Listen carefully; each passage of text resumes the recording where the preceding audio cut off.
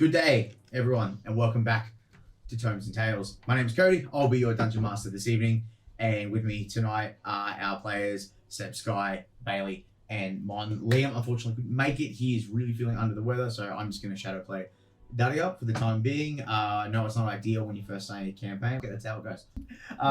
Last session, we were introduced to our 5 characters with whom we will be tailing on this adventure. But as to what this venture entails exactly, we do not know. But with all that being said and done, we don't really have a lot to announce at the beginning. So let's jump back into tonight's episode of Tomes and Tales.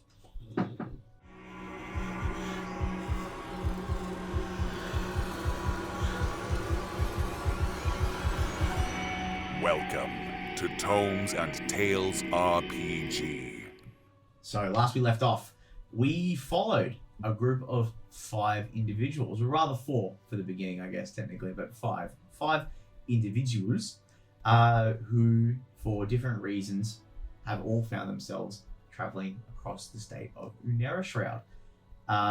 We followed the Paladin Daria en route to meet up with his infantryman column with his friend Yuri, and they had stopped over in the town of Gutenlauer to sleep in comfort before his fellow soldiers arrived the next day.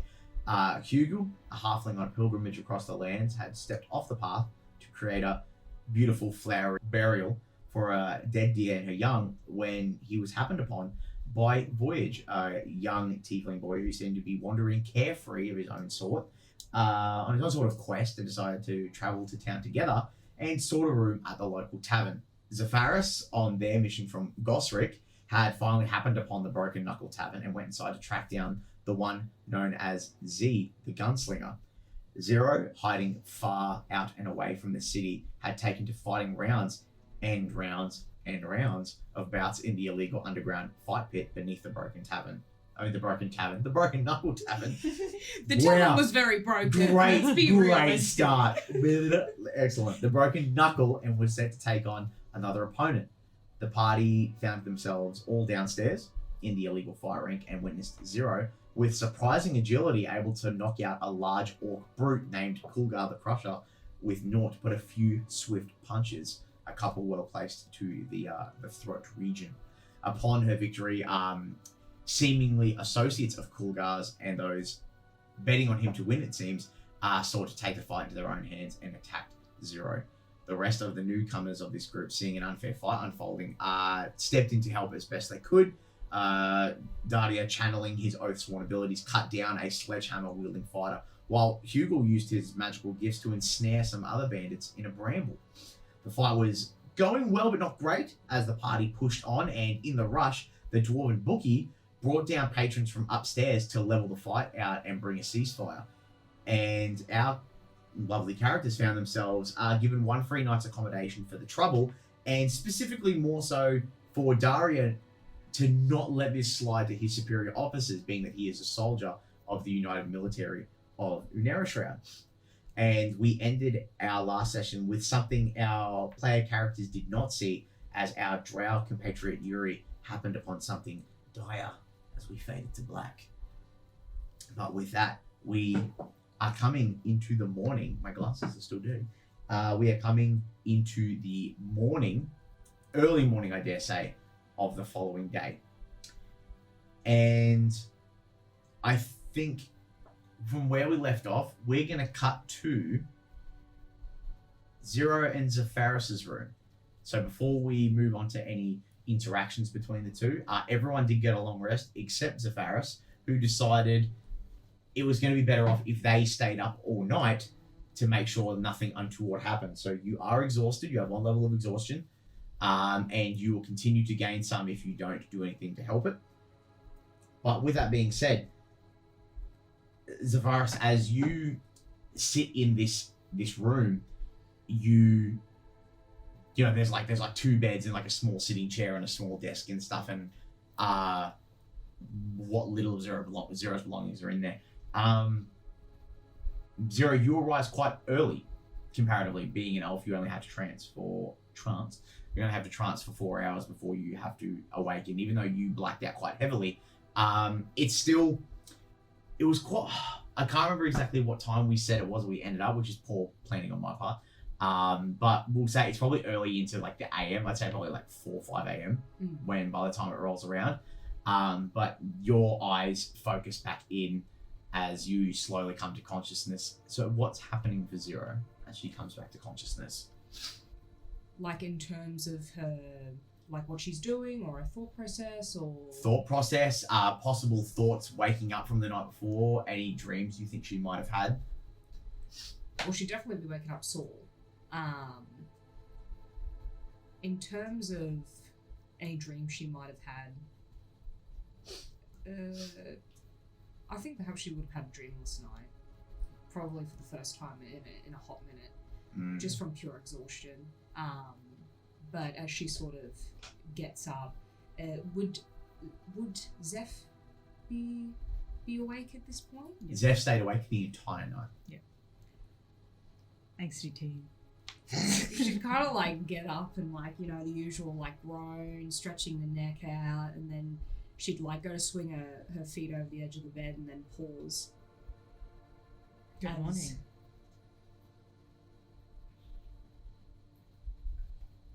Did you even sleep? No.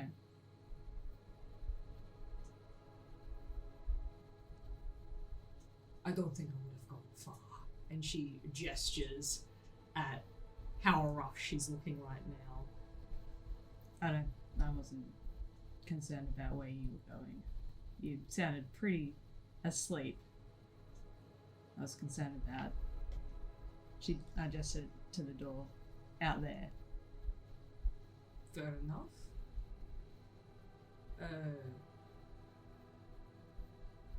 Can I ask,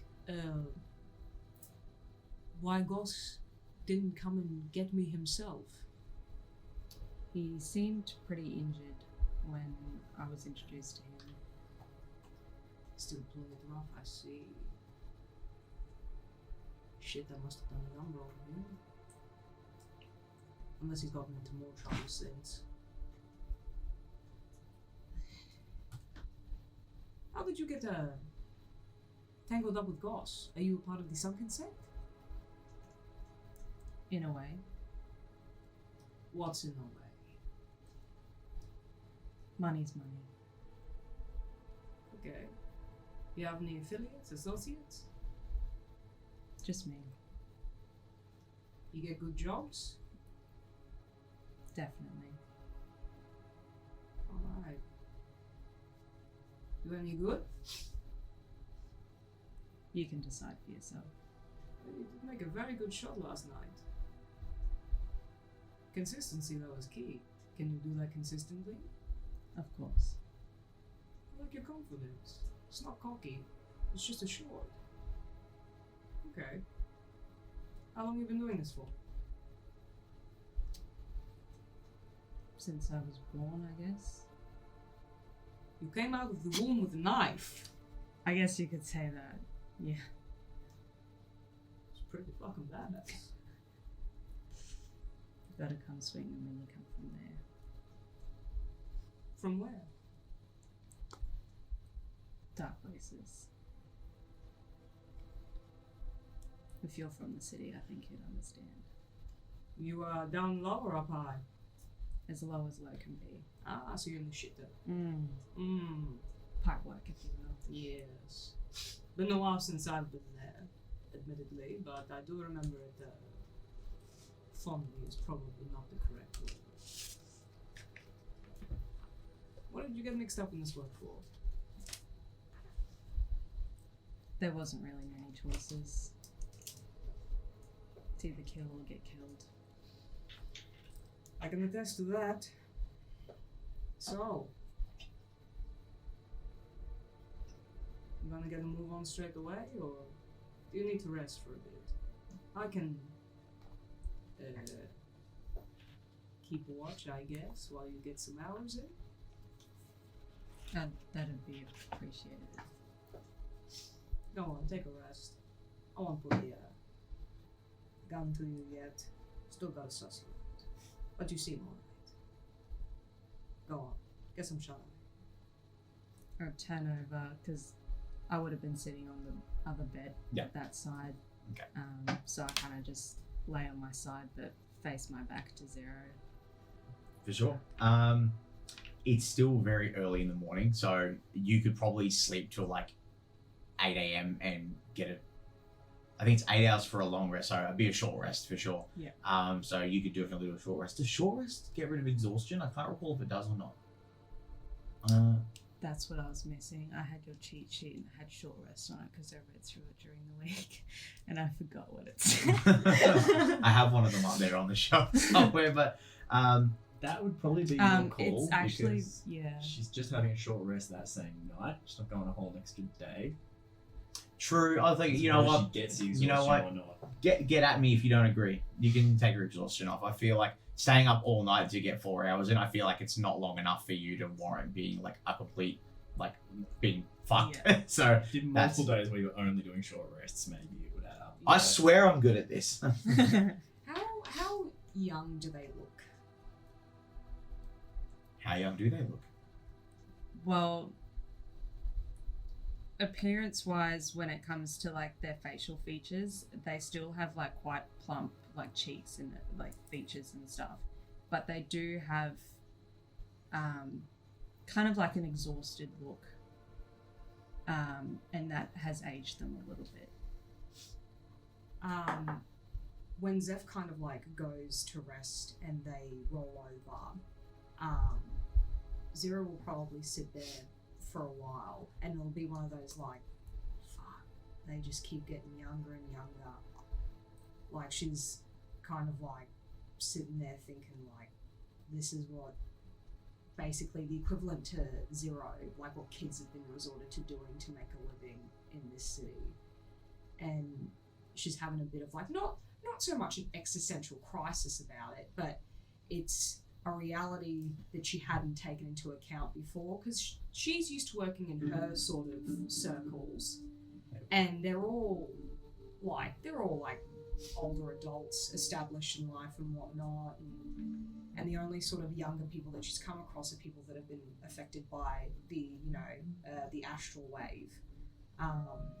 So to see like, you know, people working alongside the sunken sect, getting younger and younger, just to try and like make means or ends meet just from what she's discussed with them.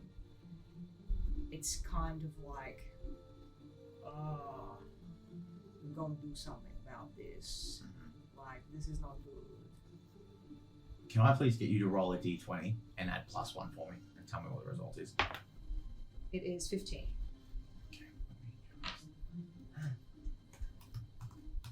Excellent. Lovely. Is there anything else that we'll see to in this room while that rest takes place? No, she'll just keep an eye on them. Okay, beautiful. So obviously time gets a bit wibbly wobbly considering you're up so early. When we cut to Voyage, Hugel and Dardia's room, Dardia is also the first to wake because he is an elf as well, also trances for 4 hours. But you find you both are able to come to consciousness quite naturally. Like he's already awake, and as he sees you two begin to stir, you're like, good morning. How do you find yourselves? Just before I get into it, how messy do you think? How messy do you think that little rave they had? Something about a rave and like flowers and lights. I love the start of this horror campaign. You're welcome. You picked us. Yeah, that's true. That's I can just my fault. imagine like there's a lot of colour around the room. Yeah, fair enough.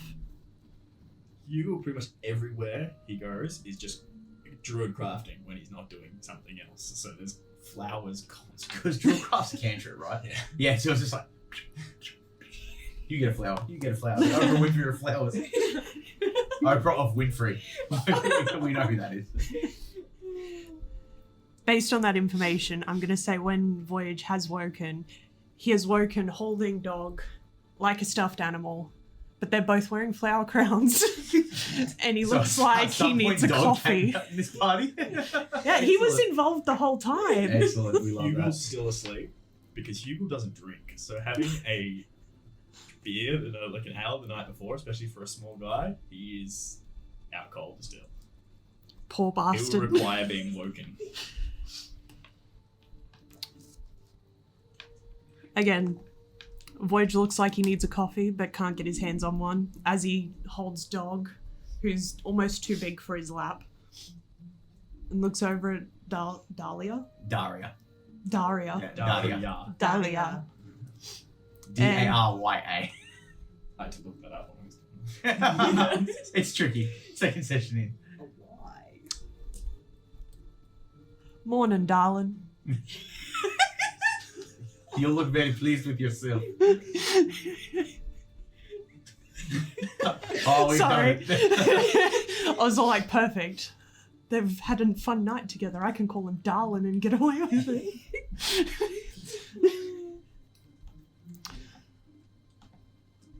I'm going to get breakfast. And he's just going to get up in all of the flowery shambles, just kind of shake any extra confetti, A lot flower of petals. It's like, it's raining petals. But on his way past, he's just going to be all like, you can stay here and put Dog down. But like at the foot end of the human-sized bed. So he's not going to wake Hugel immediately, but might get a shock when Dog's here and Hugel's here. Look at his face like. Yeah, it immediately becomes this thing where it's like you let like Dog for some reason is a chunky boy, but then when you put Dog onto Hugel's bed as Hugel begins to stir, it's like when Santa's little helper jumps out of the window in The Simpsons, like becomes liquid. He just goes and like kind of just waits to see what happens as you vamoose elsewhere. I need to get breakfast, man. I'm hungry. So okay, both you roll a d20. I want to see who we're gonna follow. It's you. I'm out cold. No, that's you. Oh, That's you, buddy. Okay, so you go down the stairs and disappear, and we'll come back to you in a moment. But we're gonna go to Hugel. How's Hugel waking up as you begin to stir into this morning? well, I imagine like he's a bit worse for the weather, so. Oh no, what a night. What the? Oh, this thing I'll never get used to. Maybe he's in a bit of a scrap over the back here. I don't mind you, but my god, that breath. Bit of like light green. Like, I love him. and then like there's this like 10 seconds of like Hugo just has the stare off before eventually going, alright, where's your dad? And then looks around the room to see Darius still sitting there. Darius still, yeah, he's kind of just sitting on the chair, like writing a little notebook. Like it's like brand new, so it's obviously one of like the military journals. He's kind of just having a bit of a dawdle in there. Yes. Oh, if you're looking for greeting boy, he went downstairs for breakfast. Oh well, hopefully he brings some food back for us. That is some shiny armor. Thank you. It was gift from my family. I like it, but it needs a little more color. Looks such a tucks flower into his ear. You scared? Much better. You're a nice little man. He pats you on the head. Food then. Food. Excellent. Anybody gets and like he's in full plate. like that's like you get the sense it's like when they're in the army, it's like you wake up, you don your armor and that's it. You're in it for the whole day. So it gets up full plate and you guys begin to walk down the stairs. We get a bit wibbly wobbly as we cut back to when Voyage goes to go down the stairs. As you're going down, because it's like one of those staircases where it's like down, corner, down again.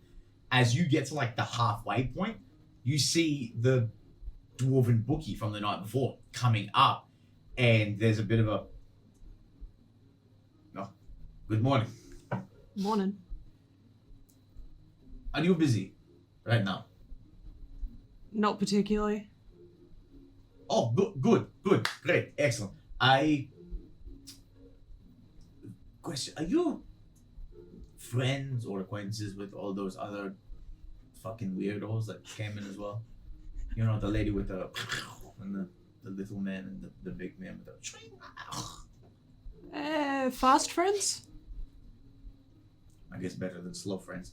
I may have some questions to ask as far as possibly doing a service. Do you know is everyone awake? Could we possibly group everyone together? Oh, maybe. One of them was still asleep when I left the room. I think it would probably by this point it's where Hugo and Dario will start coming down the hallway because it's like maybe a couple of seconds behind. But you hear your two fast friends come up behind you. Where's the food? We'll just go get the other two. Excellent. I grab a table, yes, and we maybe talk. Yeah. Wonderful, wonderful. And he claps his hands and Hulk form, dwarven form, hops down the stairs. And you have to go get the other two. Yeah. You two go chill at the table. I'll try and find the other two. Apparently he's got a job for us, maybe? What other two? The other two. You know, I don't know. I don't remember what the other one looks like. I didn't see it. But the gunslinger. Oh, the one I bet on. Yeah, that one. She's badass. I like her. Yeah, let's have her on our team. So he's just gonna, like, awkwardly try and shuffle past, Daria. Darlin. D-A-R-Y-A. No! Daria. He's just gonna try and awkwardly shuffle around the big, massive meat in armor and go look for these two. Lovely. So we'll say Daria and Hugo go downstairs and you find the bookie does have a bit of a longer table kind of tucked away. It's early in the morning. We're going into... It's like 8:30 by this point. We'll say we're probably getting into that time space. As I'm using a nifty little tracker here. So as you guys go downstairs, you see the bookie is there and he's got a table for you guys. But we will cut to Voyage as you attempt to awaken our other two guests. So, just gonna go to the door next door to ours, assuming that's theirs, because he's got no idea. And knock. Roll a d20. We're gonna do a pure luck check. I want to find out. That's a 12. That's 12. You knock. And you guys hear a knock on your door. Fuck. You were real frightened for a second, aren't you? Zero freezes for a moment and looks at Zeph to make sure it didn't wake them up. And then she'll immediately go to the door and, like, rip it open a crack. Who are you? A friend? Why do you knock so loud? I'm sorry. It's like... The sun's up. What do you want? So the bookie from last night has asked if... Is the other one in there with you? Yes, they are trying to sleep. I'm sorry. Shit. I'm sorry. The bookie from last night has offered the 5 of us a job. I think, maybe. I don't know. I haven't had breakfast yet. Forgive me. Like, the door's kind of here, so you see one eye, and it's kind of like looks you up and down, is like, and it shuts for a moment. And you hear like some ruffling as like she goes over and like gently like shakes Zeph. Wake up, wake up. Zeph will wake up. And just Alright. yes. Get ready. Money. You need money, right? You want money? I like money too, consequently. All right. We may have a job. We'll see if it's worthwhile. And then after a bit, like, more shuffling, the door, like, opens back up all the way. Well, where are we going? They've got a table. Let's go.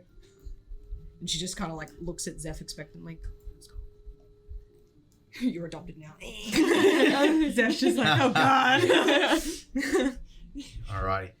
So, Zero, Zeph, and Voyage, you lot walk down the stairs, and as you basically turn that small corner and go down, you see the downstairs venue is relatively empty, but the bookie, Hugo and Daria, and a younger girl behind the counter, probably no older than 20, auburn hair tied up in a bun. Pardon me. But you see, as you guys crest the threshold of the staircase, the dwarven bookie sees you and gets a bit excited and, like, waves you over, like, quite quickly. So I head over, take a seat. Yeah. Fuck me, dude. This job better be fucking worth When you come over, Hugo's like, debate. So if we're having this meeting for you, you're providing breakfast, I assume. Oh, persuasion check. Oh, damn it. No, -1, 4. Wow. Okay, I guess you'll roll inside to see how serious you were. He looks at you, he goes, absolutely not. I'm not a charismatic character. Look, look. Toast. Toast, toast, toast, toast. Points over die. Toast. Excellent. And everyone converses at the table. And eventually the younger barmaid brings out toast and a little platter of fruit and stuff. You guys are basically the only ones in there. Like, because it mainly seems to be a tavern for all intents and purposes, but this early in the morning, people do have jobs they have to tend to. So people drinking that early would be considered a problem. But as you all sit down, he sees, dwarven rotund, built like a unit, but a bit more rotund in the midsection, but wide shoulders, big arms like tree trunks, wearing like big scarves and a multitude of like a tunic and then like a waistcoat and then a coat over the top, very like wrapped up and ready to go.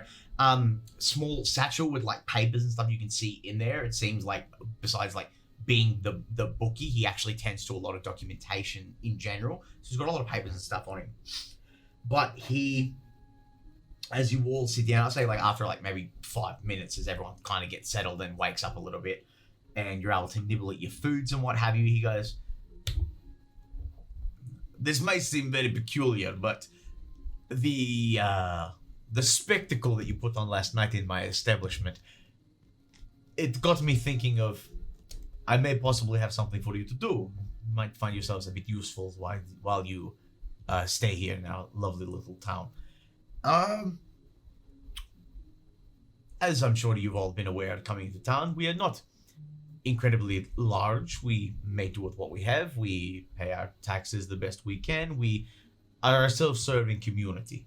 We do a lot of lumber work. It's how we pay the governments. And then other than that, a lot of it is we do it for ourselves. Easy. No harm, no foul. And we make a bit of extra money on the side with you know what. We have hunters and gatherers that go out and kill game for us. Deer or sometimes wolves, whatever animals are roaming free that have not fallen victim to mutations or anything of bad ilk that may make us sick.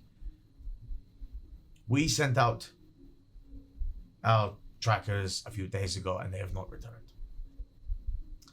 And since majority of our town is made up of farmers and millers and carpenters, I don't think it's going to be good if we send any of them out. But you all happen to be in town, and I think it'd be a right good chance for maybe we can help each other out for an extra day or two before you go on your merry ways. Yes? How much?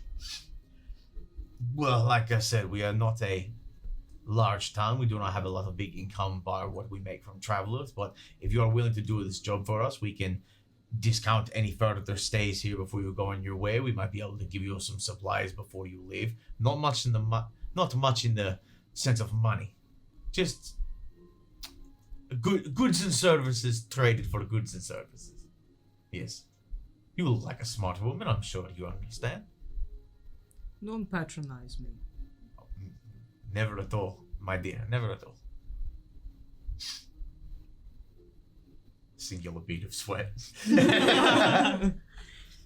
So what kind of services and goods does this town provide? Well, you have access to, if you need any traveling supplies, rope, caltrops, hooks, pitons for scaling crevasses or rock walls. As you know, we have a very large mountain range that itself has large mountainous regions around the base. People like to traverse sometimes. If you know your salt around, you know there's a whole camp of wyvern riders that make camp at the top of the Dunathorn mountain. But we can offer you rations, meat, leathers, clothing, mainly traveling supplies. Looks around the group. Sort of hushes everybody. So where are you all intending to go from here? This is my pit stop. I'm going back to the Literally. city. Which city?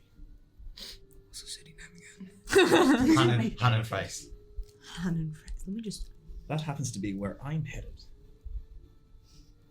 And you, Voyage? Yeah. We would like enough supplies for a trip to Hannenfress and back, as well as a few of those extra traveling bits and pieces that you mentioned. Assuming that's alright with the rest of you. Yeah. I shouldn't be making the agreement. I'm not carrying that. So just checking some stuff there. So, As well as free rooms until the next easy day of travel. you find the eyes narrow a bit and he's playing with the... You just see like Zero come into view. I'm standing on the table. I was thinking like, chill guys. Make a persuasion check with advantage because Zero's helping you. This is more so for the rooms. 13. He'll make an insight check. We'll see. He's just a commoner. So. Yeah, never have me making. You find he thinks on it and goes, I think that can be arranged. I don't think that'll be a problem. Hugo's like almost surprised that. Zero's also surprised. She's like, Sort of sits down all proud. Cuts to Hugo like official. I had no fucking idea that was gonna work. like a fucking office. Yeah. 100%. But he thinking back to it, he goes, if you're going to Hannenfries, one of the sister cities, that's a long trip. That's a good couple of days, depending on how good you are at travel. You might be able to push it down to about maybe 6 or 7 if you push it down. So we might be able to get you enough supplies to.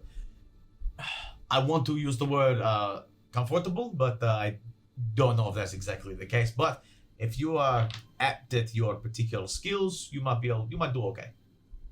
Do you have any beasts of labor? Perhaps we could add into the arrangement in lieu of something else. That might be a bit tricky, but look, I might be able to talk to some of the townsfolk if they have a draft horse or something that can maybe do a cart. Look, my dear, it may cost some money. We use them for work. Unfortunately, it's all we have. Oh, that is fine. I just want to cut down travel time. Let me see what I can do. If we're all in agreement about the goods and services and trade for the goods and services, I think we have a deal. Yes? Don't see why not. Excuse me. Alrighty, you guys. Excellent. Now, I will give you a bit of information as far as what you need to know about finding where these people go. Now, because we are such a small town, we generally communicate quite often with our workers and townsfolk to make sure we all know what they are. You are looking for 2 people. Yorm, Yhorm, who is a human man, and you're looking for Triat, which is Triat, and she is a elven woman. They had 2 horses, and they took some bear traps attempting to go catch some large deer a bit further out of town. You're gonna want to travel down the main road south for about 2 hours, take a break off at an unsuspecting fork. You'll see what I mean. It's like a very clear divvy in the path where trees have been blocked out to separate the path. But the trick is you're going to want to go down what they call the path less traveled. Apparently it's something in the trees. It looks like a couple of people have gone through there, but it's not super obvious. But if you look, you should be able to find it. I'm unsure if they've left any markings or tracking symbols around where you can look, but I'm sure you all look smart enough, especially you. You look like you've been out on the field a bit, so I think you'll be okay. But other than that, that's basically all I can offer. Do we need to worry about nightfall? Do we have any creatures that are nocturnal of nature that we need to be time savvy with what we're doing? The biggest risk I think you'll find is if maybe you'll just get happened upon by some wolves. We found that with the fact that your military had to go out quite often on the outer edges of town, they've generally learned to stay away. Sometimes they get brave, but they scare them off. But not as much as I can tell you, honestly. Maybe some wolves, a bear, maybe. I don't go out there myself. These are little legs aren't made for running. You understand, yes? Quite. Bitch. He looks down at his legs. He's like even shorter. He's like, oh. It's like that scene from Legend where he pulls the gun out. He's like, no. But he goes back. He goes, look, with the unsuspecting nature of how the lands, with the rain and the dead woods, sometimes the soil can shift. People fall in. We've lost good horses and good people to pitfalls where they've unfortunately been crushed and we can't get them out. I'm hoping that is not the case, but I would exercise caution regardless, because you never know. And not that I think your friends from the night before are going to make an attempt anytime soon, but there are people that do like to camp out and raid unsuspecting travelers if they're feeling brave enough. But that's all the risk that you might have to take. How long have these two been missing? About 6 or 7 days. They're normally only ever out for 18, 20 hours a day, and they come back. You've not sent anyone else out in the meantime. I was going to say. Well, if we're unsure of the risk, we don't want to send any more people out and put them right into a spot of bother. You understand? Did say that. We are a working town, not a fighting town. And I suppose we're disposable. Well, not even that. Your friend here just looks dire, like he's sitting in this chair with like huge plate. And like, him and his friend were the first 2 soldiers we've seen here in months. They don't stop in here. They don't consider it a big deal when you're this close to the mainland. If anyone was going to attack Unerashroud as a country, they'd have to come from the sea or from the air. And by Joe, we've got that covered. All right, well, I think it's safe to say we can wrap up here and start making footing relatively soon. Want to use the daylight to our advantage. Alright. So, your meeting concludes. Oh, I should mention, we kind of jumped into that. He does introduce himself as Raydan, Raydahn.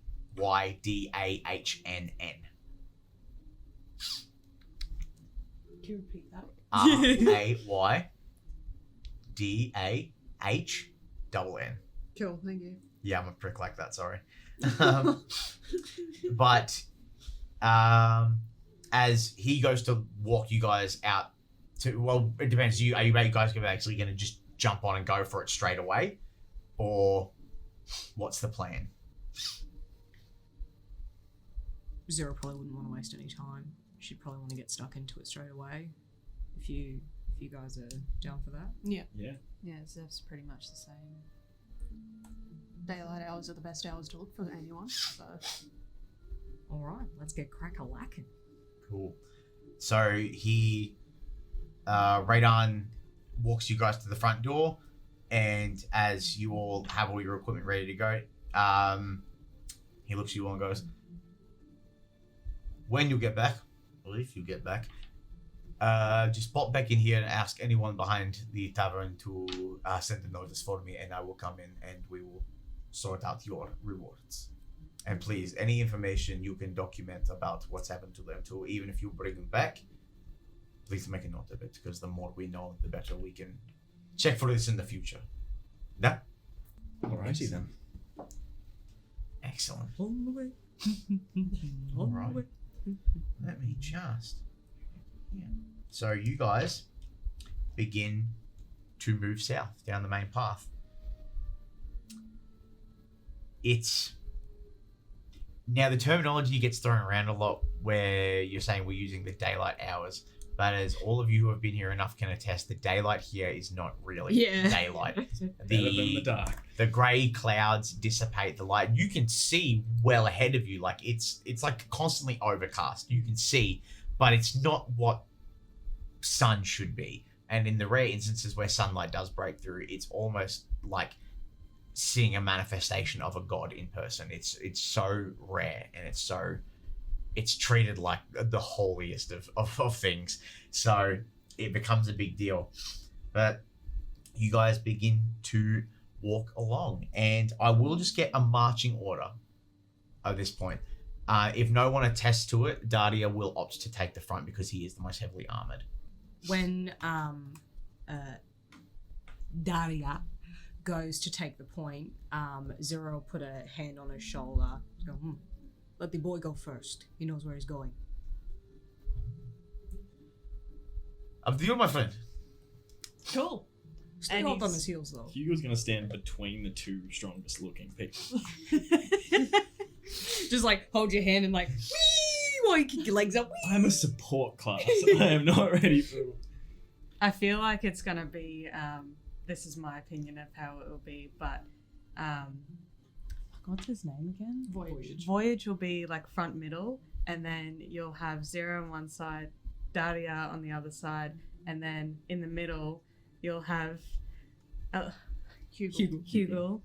I've got to remember these names, man. In the middle, and then Zeph will be like right behind him, so it's kind of like a circle of protection, but still enough that you can see everything.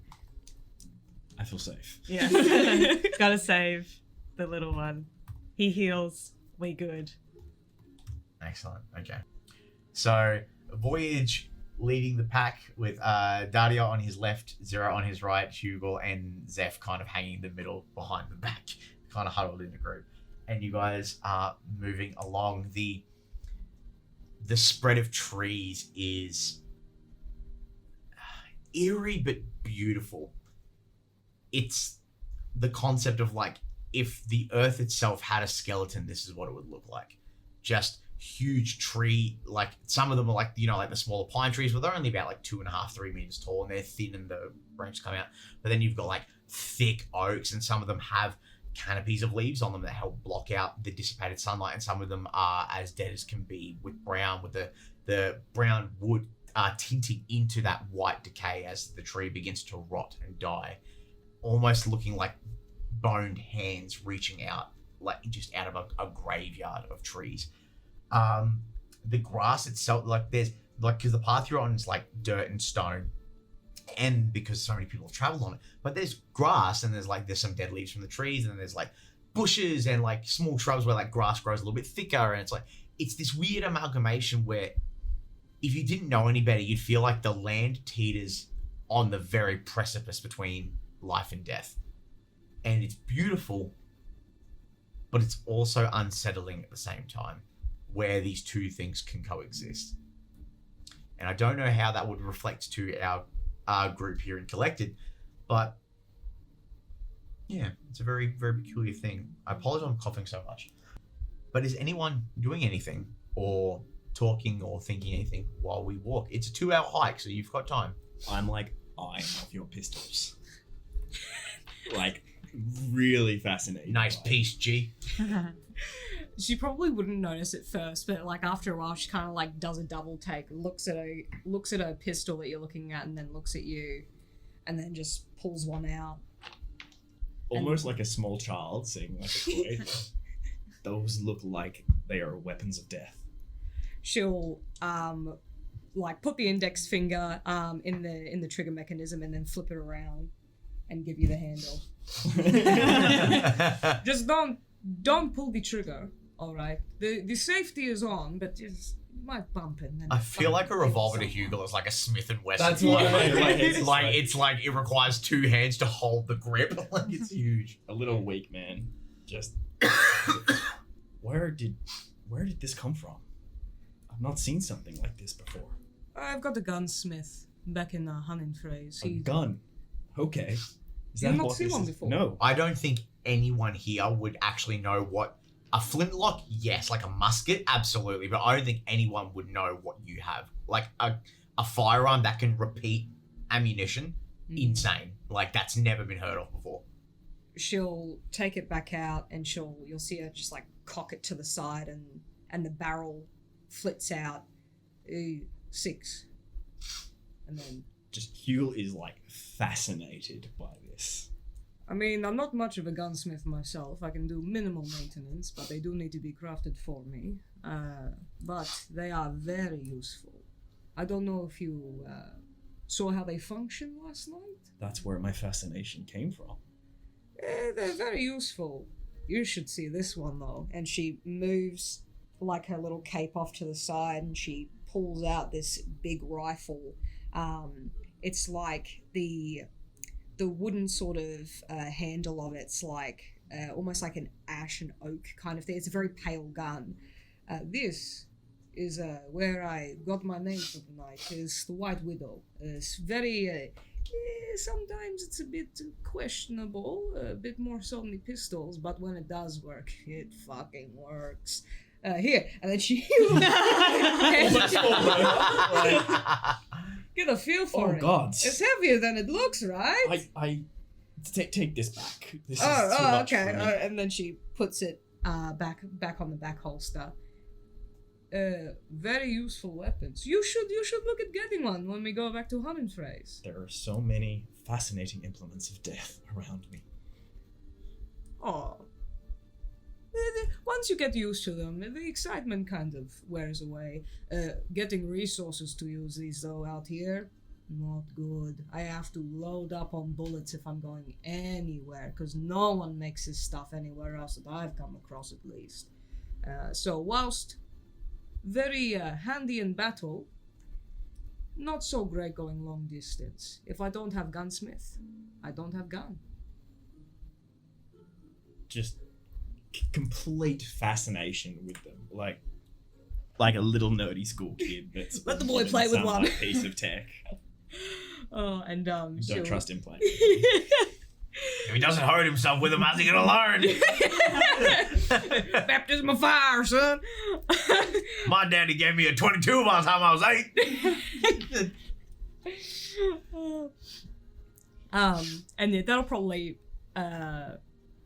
be the extent of like how much she lets you touch the guns, because at first she's all like, oh, you know, someone's got an interest, and after a while she's like, I probably shouldn't be putting these in the hands of someone who doesn't know how to use them. So she kind of like refrains from letting you go near them again, but was very happy to talk about it. Hugel, as they're walking, pulls out a small, like, mat case with some pieces of paper and actually makes like a small sketch of both the guns, like very rudimentary, but like takes some notes on it basically. Yes. Adorable. How about our other two? Since Hugo. Since Hugo is with Zero, Zeph will kind of venture a little bit closer to the front and go towards Jesus Christ, why do you guys have to pick such hard names? Voyage. That's it. I'm Jenny. Voyage. The fact that I know what that means, I'm just like, I'll get name tags, mate, I promise. Zeph will go up near where Voyage is and for a minute just kind of awkwardly stand there, and then eventually, how are you so good at knowing where we go? He gestures to the mud. It speaks to me.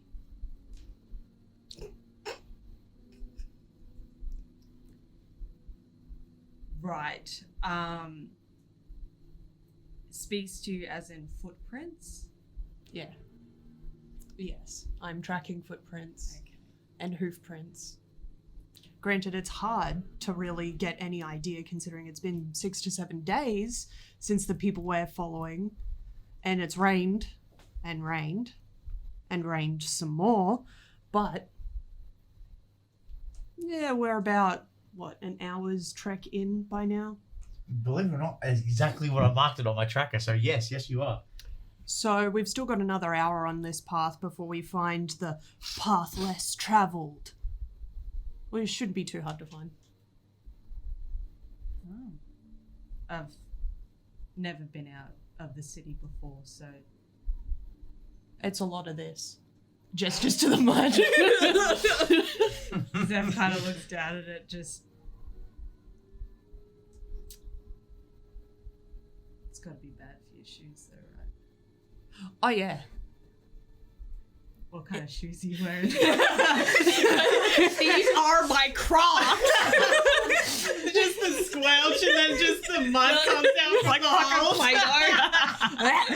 We're 2 episodes in. Is there any Crocs reference? Put them in sports mode, flip it back. Imagine if you look around, everyone else is like Shut a up. with like big leather boots, and you're like, no idea. So Voyage stops, like right in front of everyone, because he's been asked about his shoes, and his dad didn't raise him to be no bitch and not talk about his shoes. So he presents a heeled boot. Jesus Christ. Who? Yeah. Sorry. The equivalent in this world, if you will. Take your pick, homie. The There's like gods. 9. I'll just say the gods. By gods. Yeah, but gods. Just kind of. So what I imagine it's about this much. It's So not like a proper Cuban heel made of metal. Isn't that like what? Isn't that what it is? It's like armor-plated Cuban heel. it's tight. Disman queer. He's pulling his boot out. My father didn't raise no bitch. You adventure in heels. I'll not question you further on that one. But I would not. That looks uncomfortable. I'll have you know it's actually really fantastic for when the mud is really thick. You just lean back on your heel and you've got that extra leverage, which makes it just that little bit easier to traverse through the mud. Hugo's fascinations move to your shoes. Just think about it. Zeph looks down at their own shoes and sees that their shoes are pretty much covered from like base of foot to almost halfway through the like middle Shin? of a thigh, like shin area, and then looks at your shoes and sees how less mud there is. I'll take your word for it.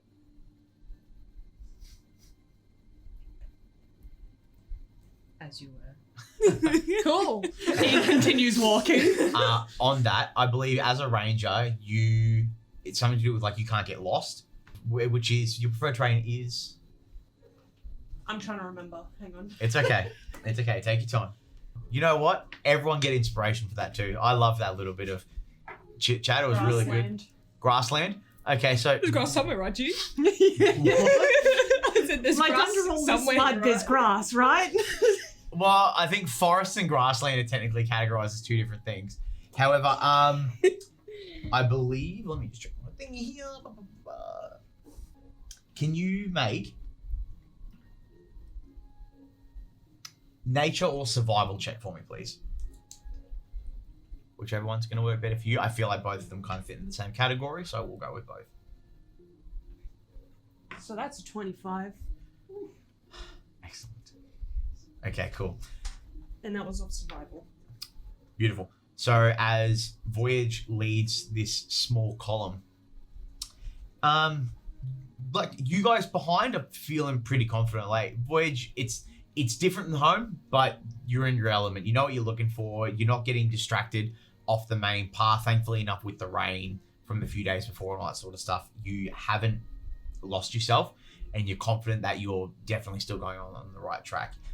The reason I got you to roll that was not so much about getting lost, because you know that you're meant to stay on the path. It's more so for the sense of being observant of everything that's around you and making sure. And with that, as you perceive, you look and you can see where the mud and the stone are mixing together, but the path is still there. You know what you're on about. But faintly overhead, you start hearing the rumbling of rain and thunder as it comes in again. And so we're definitely clocking into the first hour, rolling in, and we're now coming into the second hour. So you guys are continuing down the path, and by then, well into the second hour, well, Latiga makes a note on his clock. So by this point, it's roughly, and this Hugel and Voyage especially being outside so often, it's about 10. We're going into about 10:30 in the morning, as eventually the rain rolls in. unless there's anything else to be covered or anyone wants to speak about, you guys continue your walk while Voyage leads the group as eventually the rumbling of thunder and rain tracing behind you rolls in overhead. Eventually in time, you do come to a break in the path. The road itself continues south, but you remember Radar telling you at the fork you need to take the path less traveled into the woods to find the spot where the trappers were due to go down. Please make anyone who would like to an investigation check. Oh, yeah. Oh! I'm not even gonna bother. Yeah, me neither. 13. In woods as dense as this, a path less traveled doesn't really make much sense until you kind of get to where it's like, so where you guys come in, obviously there's all the trees around you, and you can see, Voyage, you pointed out where the dirt and stone road breaks off. One continues to go south, and one kind of veers off to the right. And everyone scans around, and now with the rain coming in, it's making it harder to get your head around, like what the fuck am I looking for? But Hugo, you catch it first, facing like towards the road and like panning. There's a few trees that have bark in different stages of health, but you're closely looking to see if something stands out, where it's like, you know, they're trackers. There's got to be something. If not, there's got to be something naturally that has happened that's going to cue me onto what's happening. And when you look down, you see something that catches your eye, and it's like in the middle body of the tree, so it's a little bit higher than what you need to be, but it stands out enough on the bark of the tree that you're like, that's not natural. And when you go over and look at it, it's a very crude symbol of two sets of jagged teeth. Like there's like an oval, and there's like spikies and spikies on there. It's definitely too exact to be an accidental marking. So this seems to be like, this is something left for, if not for them, for other people to know. And as you look past that tree, it's like at a quick glance you would have missed it, but you can see where there's parting in the grass ever so faintly. You know, like someone traverses a path so much it begins to split. That's where it's at. The symbol was the bite. The grass is like, oh, that's where they've gone. Turns to the rest of them. So you missed this? A little bit cocky.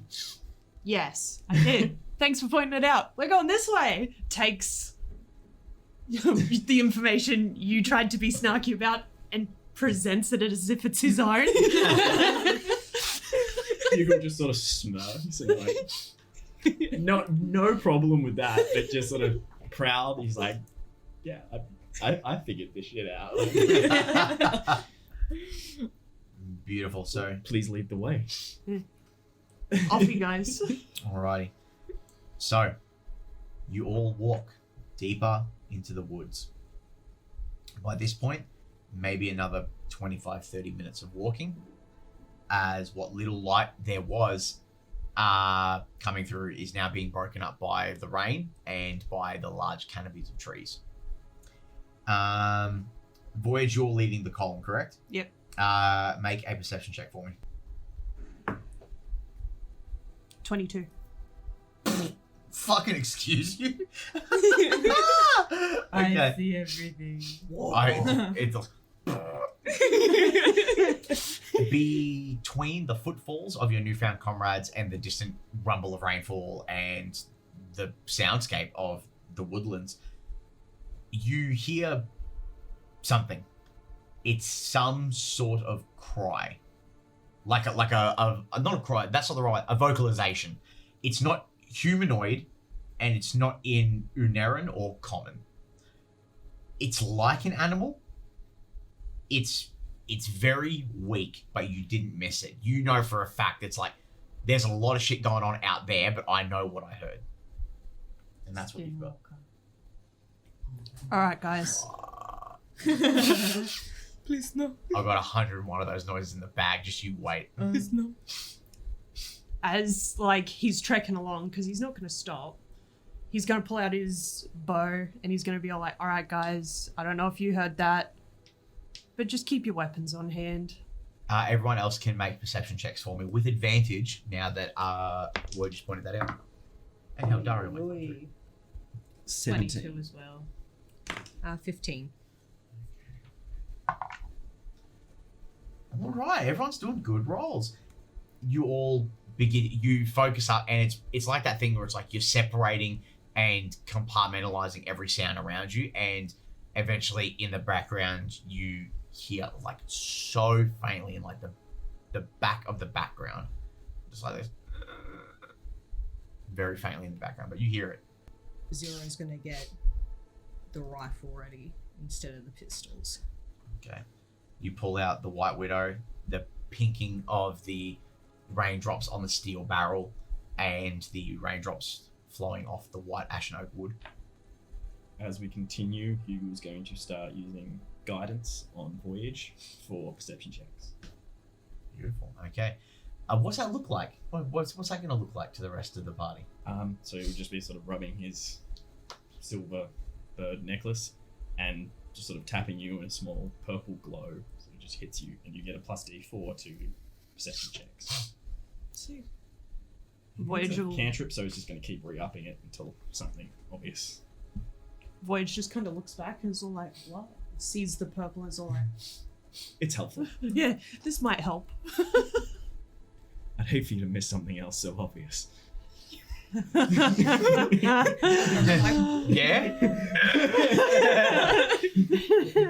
Let's see how bad I missed this close, G. Actually, he'll laugh it off. He'll be all like, don't worry. Notes are down for later. He's a little smart ass and he's not charismatic, so he doesn't get away with it. You guys continue deeper into the forest, I'm assuming. Anyone who would like to, please make perception checks as you guys, or perception or investigation. Both are going to yield different results. Looking for a Plus DC D4. DC 12. God, that thing's so small. It bugs me. That's 25, bro. On what? Investigation or perception? Perception.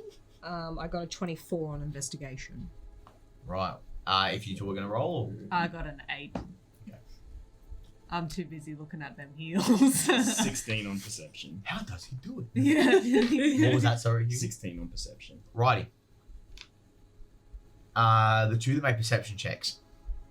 Actually, I'm going to say he doesn't do it because he's got to concentrate on his spell. So he's not Okay, that's absolutely fine. So, perception. The one thing you notice as you're moving deeper into the forest and using that cry is fading. Not fading in the sense that you're going the wrong direction, fading in the sense it's like you know what a dying creature sounds like from hunting even back home, and even when you had your escapade when you were traveling back from the city the first time. It's going. So if you want to find what it is, it's going to be tricky. But along that, even during the rain, at this time of the day, we're going into like 11 o'clock in the morning now, like going towards midday. You haven't heard a bird in like a solid 30 minutes. 0, investigating. Doing what you do for a job, you try to listen out and view for things that are out of the ordinary. And I believe you've got dark vision, is that correct, as a pallid elf? Yeah, definitely got dark vision. Okay, cool. So that's going to help in what catches your eye next as you guys are moving through. Now, this pathway is kind of slim. It's a bit denser with the trees here, which it does make sense, you know, like with hunters, they're not going to clear a path out. They're going to try and make their own through what's there to make it less obvious. They want to try and make sure that they're not disrupting animal habitats in the sense that like they're not leaving trails, and animals can be intelligent enough where there's something sus, they're going to get out of the way. You'd miss it for a second. Well, maybe, sorry, I take that back. Your comrades would probably miss it on any other given time, but because you're on high alert, you catch it first. Just a glint.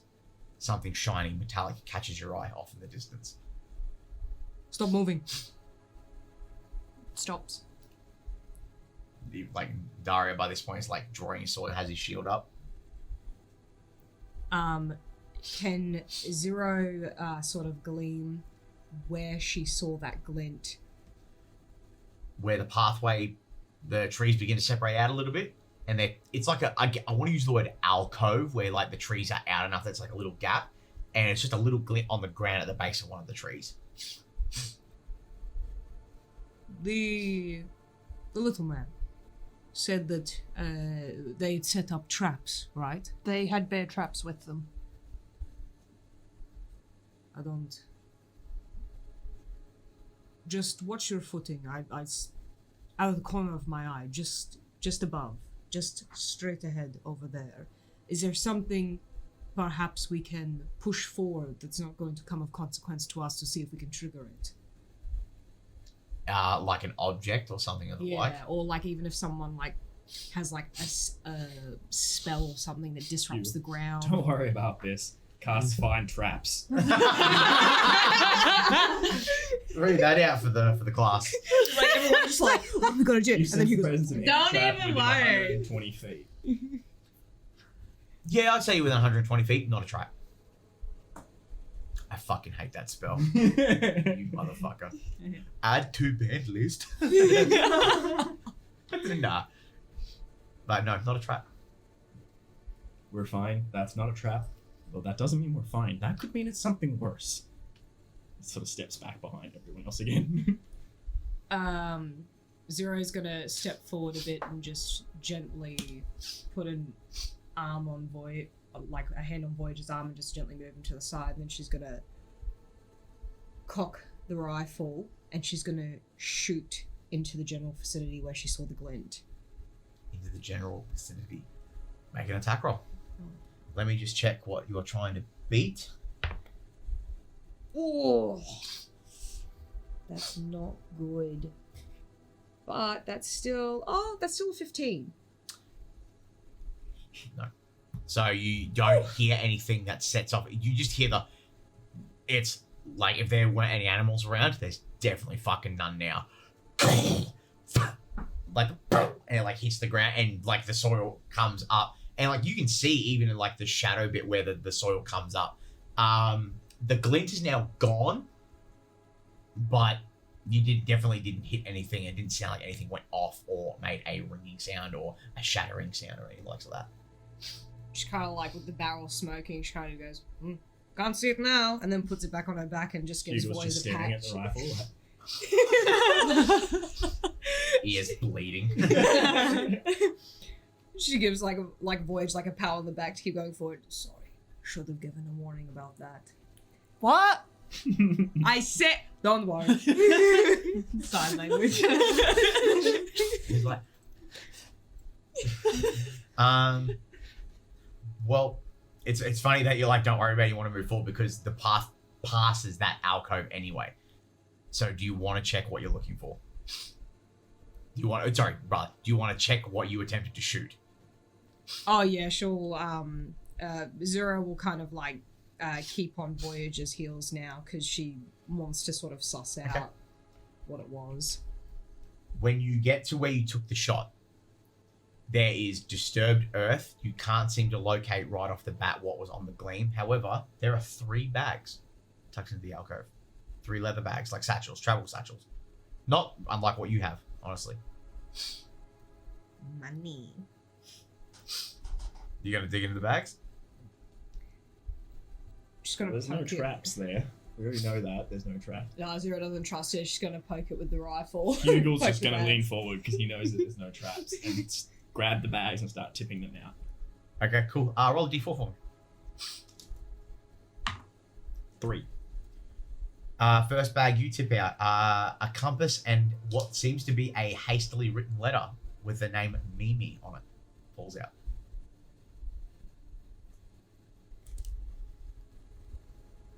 There's still 2 other bags. Oh, which he goes again. 4. 4 would be the same bag because there's only 3, but I use a d4 to differentiate who does what. 2. The second bag, 3 days rations and a set of thieves' tools fall out. So you find it's like a bundle of like meats and breads wrapped in like some like soft leathers, throw them into the mud. You quickly pick them up and wipe the wet off and put them into your pack. Picks And up a these set of tools. thieves' tools. Anyone have any use for these? He's the Smurf. I guess that's you then. You can put another set of thieves tools in your inventory if you like. I guess if Hugo's going to be the one who's just ransacking these bags. Yeah. Unless someone else is going to step forward. Hands the compass to you as well. And you will say, if you go to the first bag, a pair of cracked reading glasses and a notebook depicting field training. Field training. Like, would that be, I guess, turns to Daria. Is this something you've seen before? Is this, of the army? He moves forward and takes the book from you and goes, "That's the same notebook that I have," and pulls out his notebook. Huh. I would keep an eye out. I don't know if I like this now. Well, I put the cracked glasses in a little satchel, and the 3 days rations I sort of will just spread around to munch on, I guess, Yep. as we're going through today to get some food for the day. And then we'll let it to Mimi. All right, he's gonna sort of peruse that. Okay, let me pull that up. Okay. We've got some correspondence here. Where's my... You have your telecommunication device with you? I do. I'm going to copy this and send it to you, and I would like you to read it out to our group here in Collected. What's my intelligence? How good can you read? I can't be afraid enough not to understand it. Just like standing there for a good 15 minutes, just staring at it intensely. And I was like, what does it say? I can't read. Sorry, I'm just gonna... Here we go. Before he starts reading as well, because noted that the other guys said there were horses with the guys we're tracking. Are there any horse prints around these bags? Make another investigation check, please. There's too much mess from that bullet. Sorry. Yeah, nothing you can. Could I also make an attempt? Yes, you can. Investigation? Yes, please. Or could I make it nature? This will be investigation, unfortunately. Alrighty, where are you? Could go survival, couldn't you? As tracking? Or animal handling? I would consider looking for tracks investigation, following tracks survival if it's Yeah, over a true. long distance. I'm trying to twist the DM's arm. Yeah, look, me too, thanks. What'd you get, sorry? I got 4. Immediately in the area, no, it seems like from what you can put together, maybe the rain's just washed them away. Or the bullet made a bit of a mess of things. Would you like to know what's on this letter then? It's easy to look at my shoulder. Alright, I'll read it. Mimi, my dear, these weeks away have been difficult. The training is tough, but I must do it. While being a soldier on town's guard duty isn't a life of wonder and adventure, it's income for us to live happy and raise our family. We're moving the column towards Gutenlauer to rendezvous with 2 fellow elves from the squadron. That's you. 2? Was there another one? My comrade Yuri, Drow, gray skin, white hair. He left early because he wasn't feeling too comfortable in the tavern. You know, being a soldier and all that. He left. He told me he was going ahead to find our unit. There was more. Hang on a moment. Once we have them, we will return to Hannenfrace to be given our new deployment routes. I'll be home soon, I promise. I love you, Orthrax. Then under hastily addition... This bit's a little bit messy. Hang on 1 minute. Mimi, we traveled up the road north and heard screams. The captain says, as soldiers, we must investigate. I'm unsure I wish to, as there are only 4 of us. In case something goes wrong, I will leave the note here, in the bag aside the path, hoping someone finds it. I love you. I'll be home soon. How long does it look like these bags have been here? I'm guessing if there's no sign of tracks or anything, I would I say assume they've been here a little while. that'd be a confident say.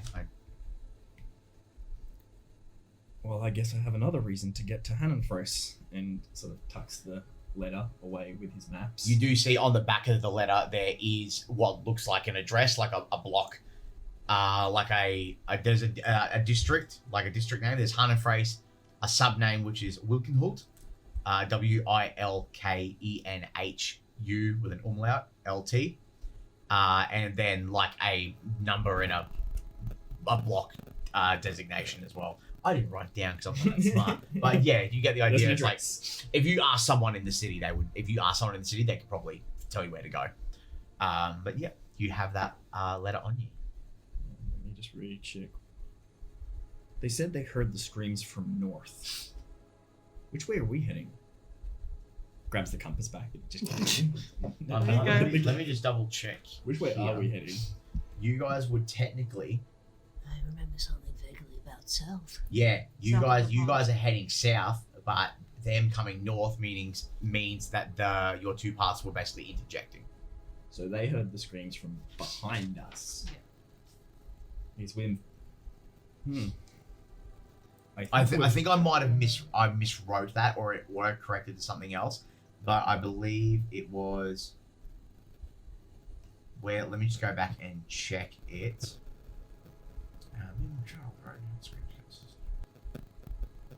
Oh no, sorry, they're traveling north. They didn't say which direction the screams came Yes, from. so they were traveling north. Yeah, that is right. Okay. I was like, maybe I did write that. Maybe I'm an Sorry, idiot. misread that. No, yeah. So they were 10 traveling. intelligence, okay, guys. Yeah, You gave me they were some traveling stuff. north to rendezvous at Gutenlauer, and you guys obviously heading south, and have happened upon these bags. And we've got no idea which way they went because none of us can track for shit today. Alright, well, there were soldiers, and they haven't been back for a few days, so... And sort of looks up to Daria. Do you have any idea, would they have left any marking? Would there be any way of tracking where your people went? I don't know. That comes down to whoever decided they wanted to attempt to lead. We're soldiers. We go where our commanders tell us to go, and then that's it. So if our captain says, hey, go into the trees and do that thing, then we're gonna go in and do that thing. And if we get lost, fuck it. That's a problem for later. You don't know an Orthrax? Yes, he's I say small, but he's human man. Quite agile, very good with a short sword. Young, black hair. Good kid. Great kid. Just run of the mill, wanted to get in, serve his country, and make a living for his family. So do you know the type of people he's with? Would they have been able to hold their own against something strong, or are we up against something scary here? They'd give it a go.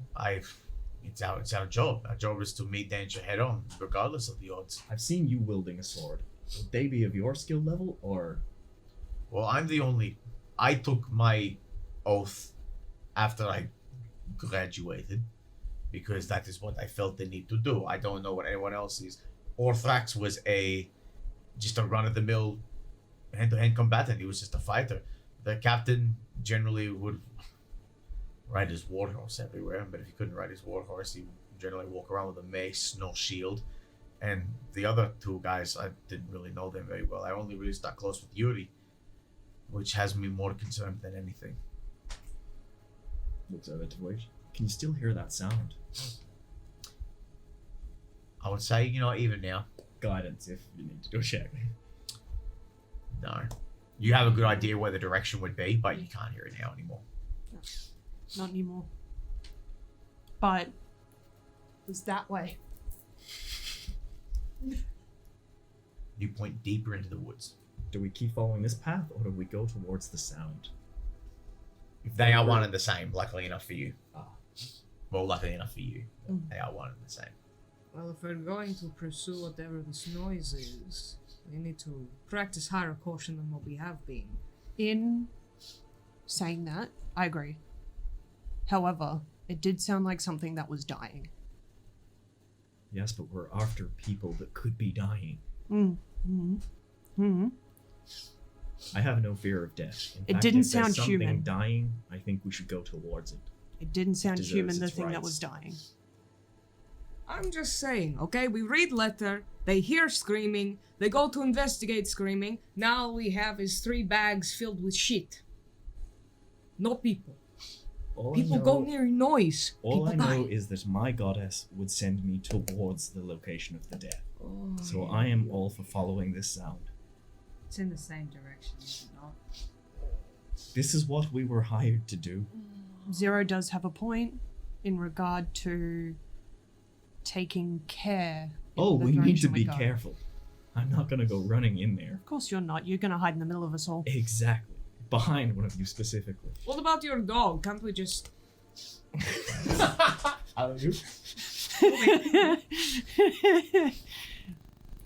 I'm not willing to die for some rations and a pillow. I'm just putting it out there. I'll go because peer pressure, but I'm going to go from the back. Okay. Be gentle.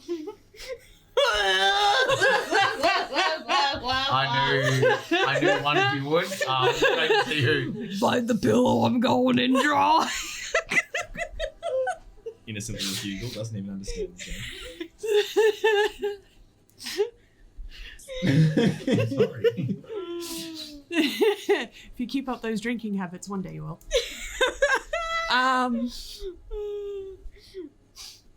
But sure, I'm happy to take up the lead with Daria. Daria. I just say like Daya. The 'cause tall it- fuckwit. It's the best I can do. My tongue don't roll. Yeah. Hey, I might be tall and a fuck with. Wait. I feel like that's something you would say. So we change our marching order. I'll get dog for peace of mind. I'll have him.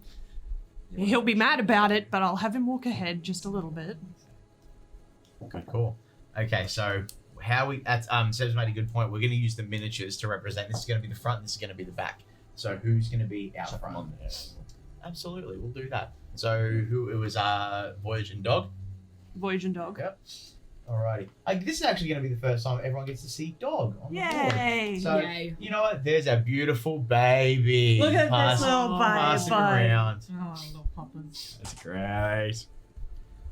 Look at the staunch shoulders Yeah. on it. Oh yeah. That's way better than the ones I was. That's great. Yeah, you find you like click your finger and then off your arm is like even magic. He lands with a thud. Yeah. So Voyage and Dog. Who was next? I believe it was Dario. We said. Yeah, because I'm dragging all made up to the front. Yeah. That way I can kind of throw him in front of me if anything jumps out and tries to eat me. Lovely. While Seb does a quick mag swap, who else have we got after Dario?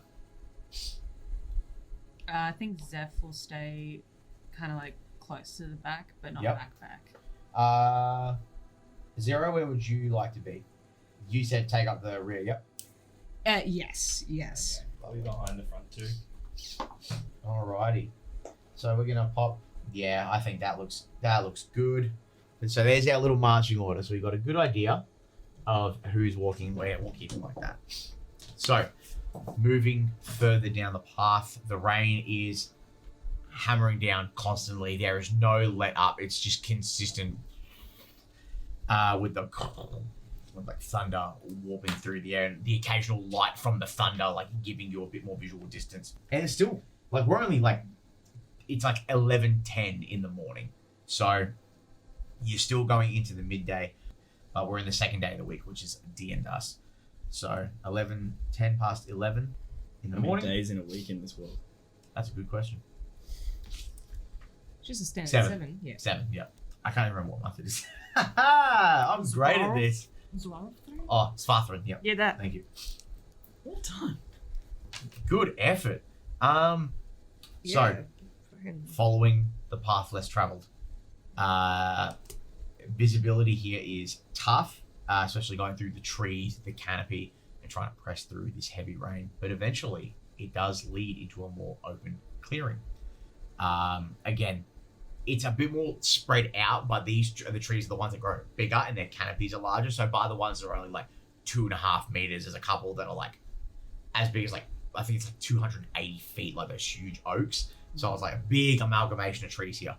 The rain coming down is making it hard to see. You can basically see up to like the underside of the biggest canopies, and that's it. The trees are, like we said, more spaced out. There are some rising stones from the earth that have like moss and like leaves and stuff growing over them. And some of the trees here are dead and stripped, and the soil is wet and clumpy as the water mixes in with the earth. And immediately up the front, Dog reacts, and normally Dog doesn't leave your side very often, but he like quickly sprints ahead about an extra 15 feet and hits the mud, and then you see him like shake his head, like pulls out, and you start hearing the ding ding ding ding ding ding ding ding ding as it's water hitting steel, like metal. And Darty is actually the first one to run, and he like kneels down, like pops his sword into the ground, kneels down and tries to grab it, and like Dog doesn't let it go for like a solid 5 seconds, like give me the... and it's a pauldron, like a shoulder pauldron, like with still like the leather straps, but the leather straps are torn, they're not unfastened, so they've been shredded. Darty up off the bat, looks up, stands up, and holds it up to you guys. The water's still pinging off it. This is Uned and Plagued. I don't wear this. This armor is my family's. I got this as a gift, but this is standard military issue plate. So the soldiers aren't coming back then? No. Throws it off. And the rain keeps pushing harder, and your visibility is getting less. Even with dark vision, it's not the absence of light that's hard, it's the fact that there's so much in front of your face that's making it hard to see as you all stand in this clearing. But what do you want to do? Can I look around some more? See if there's one plate here. Check for drag marks. Yes. Make investigation, please. There are no drag marks other than from this guy. Yes, work it. Work it. So when it's looking for drag marks in wet soil particularly is tricky. It's about trying to notice like where the groove and the curvature gets different. And the rain's pelting down so hard, like the soil almost looks like it's just water. There's so much wetness going on, and like it's almost like a marsh. Like you think like water catches here a lot because it's like such a flat area, so it just gets a bit like floody, and you're not catching anything. Like even the little bits of light that are breaking like around, like with the lightning and stuff, you just can't notice it. Whilst Voyage is sort of looking around the clearing, Zero's gonna come up behind him and sort of like scoop up the back of his forearm and jut him back a bit. Be careful where you put your feet, boy. Remember, the soil, little tiny man was telling us, can swallow people. You have a good point. Thanks for the reminder. As you were. Okay. So, you guys push on a little bit more, and eventually when you all kind of like, I want to say spread out, but you guys kind of like form like your little line, and you can see this fully open field, and as the rain hammers down, the lightning crackles again, goes through, and that blanket of lightning illuminates the field, and you can see how truly far this opening is as something in the middle of the field catches your eye, and you're unsure what it is, and we're going to take a break.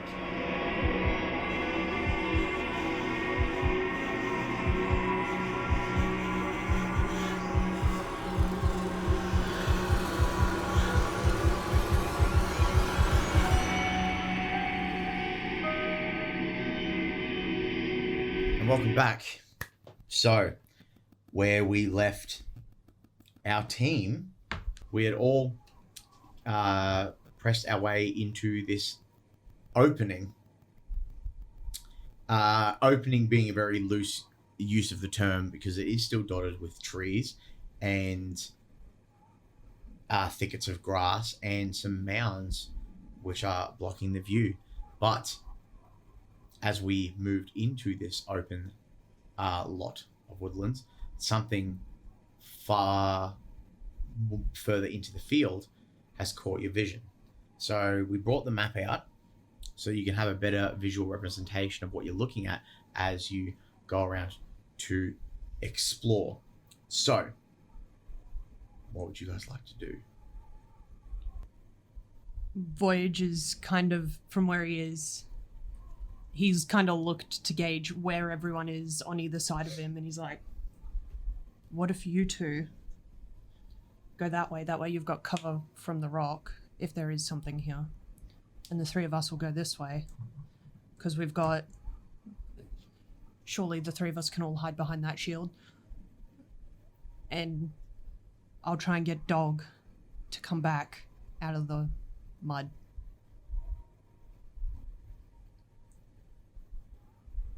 I'll do whatever you tell me to do. Alright, Tell me where you need me. we can certainly do some scouting, surely. Are you happy to come with me? Don't see why not. As good an answer as any. Alright, we'll branch off, take either side. I'm assuming we'll want to investigate that overturned card. The plan is to, in case we're not intercepted, meet there? Yep. Alright. And Zero will branch off with Zeph. Righty. So, because we are not in combat, I'm basically allowing you guys to have free range of motion without having to adhere to your character's stats of movement, right? So this is basically just a free form kind of way for you guys to get around and figure out what exactly you're looking for. So if Zero and Zephyros want to move, feel free, anyone who would like to, put them where you would like to go. Before they move, Zero will turn to Hugo. Wait. Before, when you were doing some kind of magic to Guidance. Zero starts ascending. I feel like it's just like a little purple smoke. He's like, Zero goes like, and a bunch of like flowers come out. What the fuck? control this place, control the universe. I'll say investigation, probably, because we're actively searching for stuff. You did something before and you said there are no traps. Can you, whatever you did to determine that, can you do that again just for this area, perhaps? It takes quite a bit of energy. I was probably a little bit too hasty before, but No, that's fine then. let's have a look. Why not? So I'm going to move forward a bit. If someone would like to come with me. Yeah. And cast detect traps. Detect trap. What's the distance on detect traps? 120 feet. 120 feet. So what's that looking at with I think I might have a... Double this. The entire map. Okay. Incredible. I can't believe you got that. So immediately... Find traps. Oh, wait, sorry, but before I say, I think I've got to be able to see them within range and within line of sight. Yep. So that first one appears. And within line of sight? No, you don't see anything else. Well, he's going to pretty quickly move up to this one. There's one right here. Not quietly. You just like see off in the distance, Zero like. But yes, as you walk up and go to inspect, it's the... As you look, you can see where the mud and the rain has begun to wash everything together and coagulates. But you're able to like quickly reach across and find like a branch of some sort with like some like dead leaves and stuff, and you give it a quick thwack to get out of the way. And eventually some of the dirt and the soil begins to sift, and you see the circular teeth of what would be a bear trap. Hugo's going to pick up a rock and drop it into the trap. Instantly, big steel, and that trap is null and void. I will leave that token there in case that becomes a thing of import at some point, but you have disarmed that trap. If anyone wants it, free trap. Yay. With that out of the way, I think it's safe. Are you happy to go ahead? Yeah. We'll go ahead on going around the side. Okay. Would someone like to place the miniatures for Zero and Zeph where they believe they would like to go? So I think it was something around like here. Was that correct? Or? Yeah. Let's Yep. go there. Cool. Yeah. So you can sneak in right around there. Oh no. And we punch down a tree whilst we're around.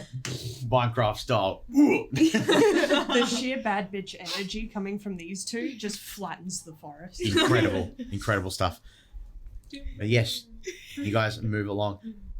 Seeing that the group is beginning to disperse, I think Daria is going to follow up behind Voyage and Hugel. So if we'd like to move Daria up there, and he'll follow up and be like, "That's not one of ours." So, okay. You guys are following up.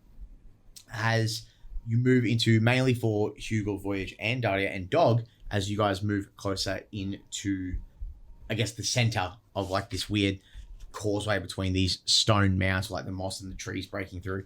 What comes into view next is what you would honestly believe to be the thing that you heard the sound come from, which is a draft horse torn to pieces. And when I say torn to pieces, it's missing chunks badly. That's a fucking wild mini. You're welcome.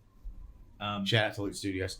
Hugo's gonna turn to Daria and ask, does that flipped over cart look like something that would have come from your people? Because the dwarf only mentioned that the hunters had a couple of horses and some traps. There was no talk of cart. If the captain had supplies and maybe making it a bit easier on the rest of the group, then yes, I would dare say so. Yuri and I came on our own horses, so we had no need for a cart. But if they're bringing a group of them, then yes, that would make sense. Detect undead. Sure, if you want to spend the spell. It's a ability that I have. As part of my thing, I can do it once a day. So what's that look like as you cast Detect Undead? So again, he's gonna grab at his necklace. You know, with this. My queen, show me any of those who should have come to your place, but have not yet arrived. And you watch as this like soft purple light goes out, kind of like a ripple, and you watch as it like hits like trees and shrubs and bushes. It outlines them, and like you watch as it fizzles and fades, and you don't detect anything of that sort. So it's Eyes of the Greys, not detect undead, but yeah. Cool. Okay. So within 60 feet of me, there is no undead. No. Well, I can see all the gears turning, guys. I can only do that 3 times a day. Do you want to keep moving forward? Or do you want to hold fast for now? At least until we get to that big tree. Yeah, we'll move forward to that big tree. Lovely. Do you want to move forward to the point where you can basically lock your eye line with the rest of the party? Because it comes around, you've basically got a nice little causeway to about there. So if you want to park about here, you can park there. I'm happy with that if you are. Yeah, beautiful.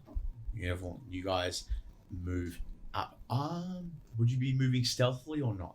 I would, yes. Make a stealth check, please. I'll follow their suit.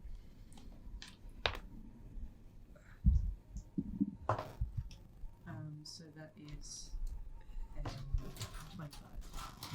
Jesus Christ. I'm like, dun, dun, dun, dun, dun.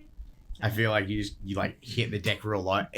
I feel like it's like Assassin's Creed style where you get into like a shrub of leaves or like grass and it's just moving out real quick. 21 on my end. Excellent. You guys are ghosts. That split communication between party A and party B, you instantly lose them. You have no idea what's going on. They're gone. They got the cover I was hoping they'd get. Maybe too good. And change.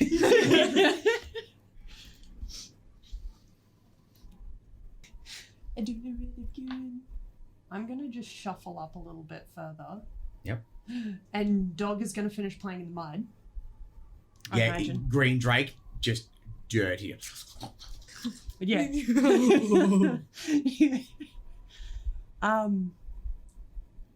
That's a dirty boy.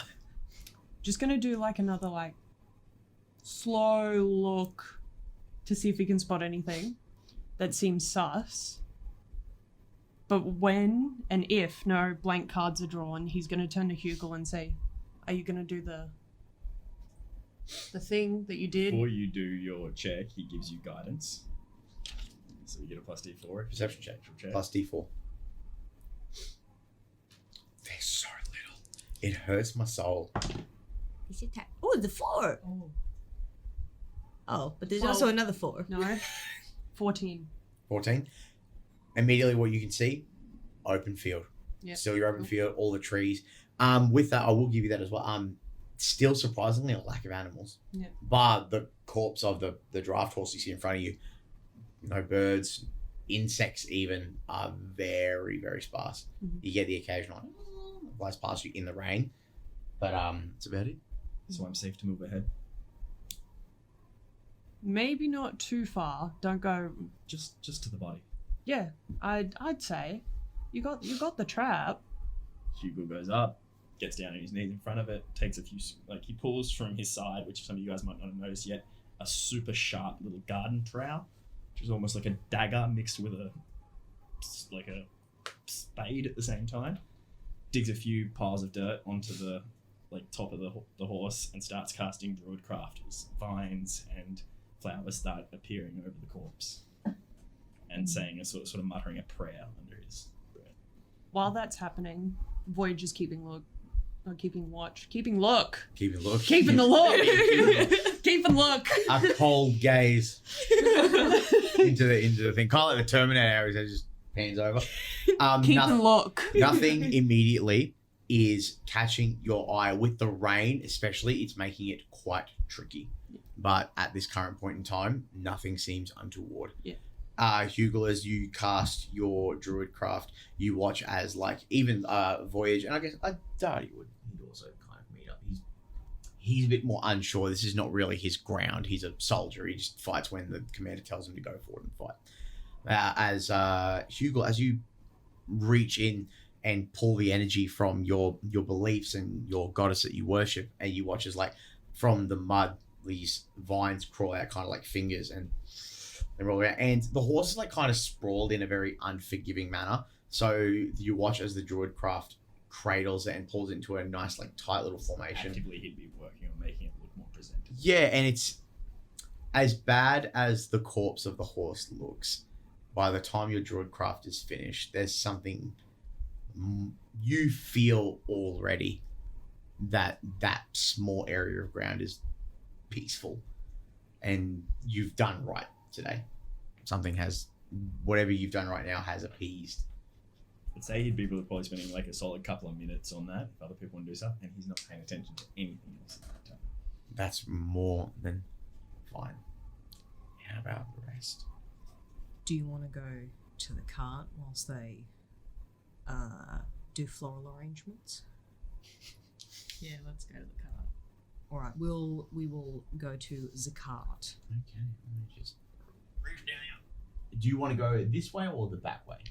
Do you want to go around the back way? Yeah, around the back. So you're both going to go around the back? Yeah. Okay, lovely. So we'll just quickly grab you guys here, and you're going to stealth your way around the back. So as you get around to the back, and I'll say, where do you want to end up is probably going to be a good question, because, you've got this huge shrubbery in the way, overturned cart, trees. What are you thinking? Where the wheels are at that Here? side. Yeah. At this back corner. Just at that corner. Right, okay. So there's still access to everyone else, but Yes, for sure. So as you get to the back, make investigation checks for me, please. Zero, did you want to make an investigation check for me as well? Yes. Oh, you're all good. so that's a dirty 20. That is. Wait, nope, I've got advantage on that. My God, I'm going to start every campaign at level 5 and get some good rolls right off the bat. Hell yeah, G. That is a 17. With dirty 20 and 17, immediately off the bat, the cart's looking pretty gnarled. It's just wooden cart, not in if you were to see it in its full capacity, it wouldn't look out of shape. The wood doesn't look decrepit or old, but right now the cart itself as a whole, there's fractures in the wood. One of the wheels is off, and you would, from the angle of how it's crashed and landed in, you would determine that's probably why it's landed that way. And even if you look back and you look at the horse, you can see where there are remnants of like the leather and stuff that's strapped on it. That seems to have been one of the horses that was pulling the cart. And it's either ran and got lost and come back to the one place where it knows what it's looking for, or it's familiar with that area and it's obviously been attacked and died. But it seems this cart was moving and then had been thrown over at some point, or something with a decent weight and or shape was able to throw it. You know what I mean? It's not like it's just been turned over by the wind. Something has made it turn over. Are there any sort of points of contact that we can determine from the cart to see, like, where maybe point of impacts come, like if something's like rammed it and tipped it over? If there's or- any scratch, bite marks. The side facing up has some decent cracking to the side where there's obviously been some sort of rolling and or weight applied. You also look, the wheel that's missing, that axle is completely snapped. So there's a good possibility that that as well could have caused it to roll. I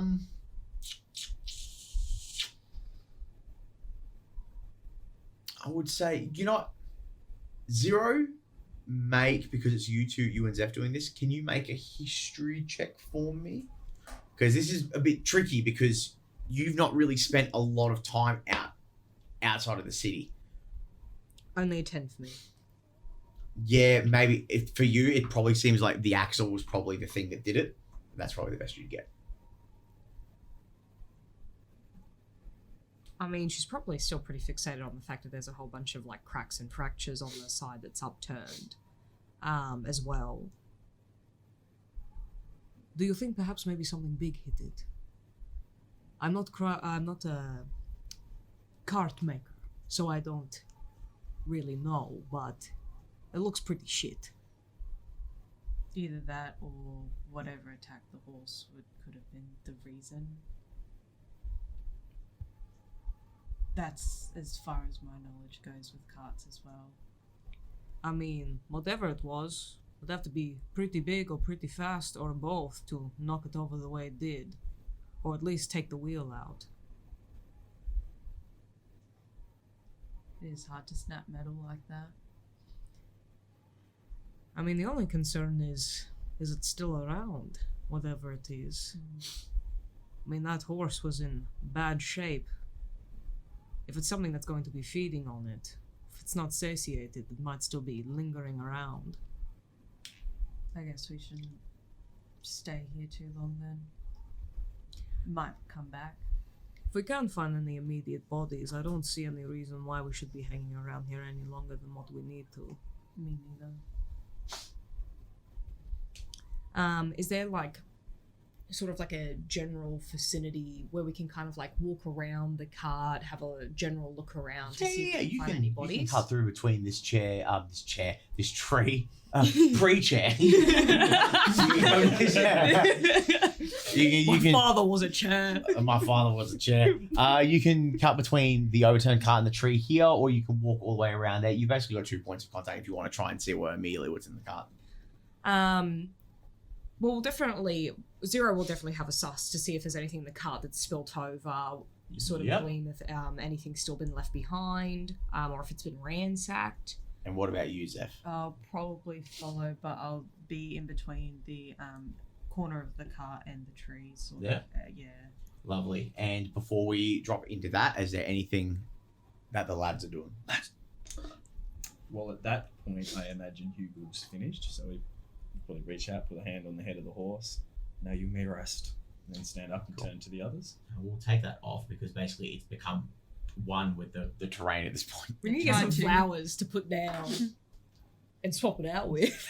Yeah, I know. I'm gonna make some little like floral mounds now. Excellent. I love that. Excellent. Your detect traps thing, how does that work? Does that stay up for a certain amount of time? That's a single turn. Okay, no, that's all good to know. Lovely. Anything?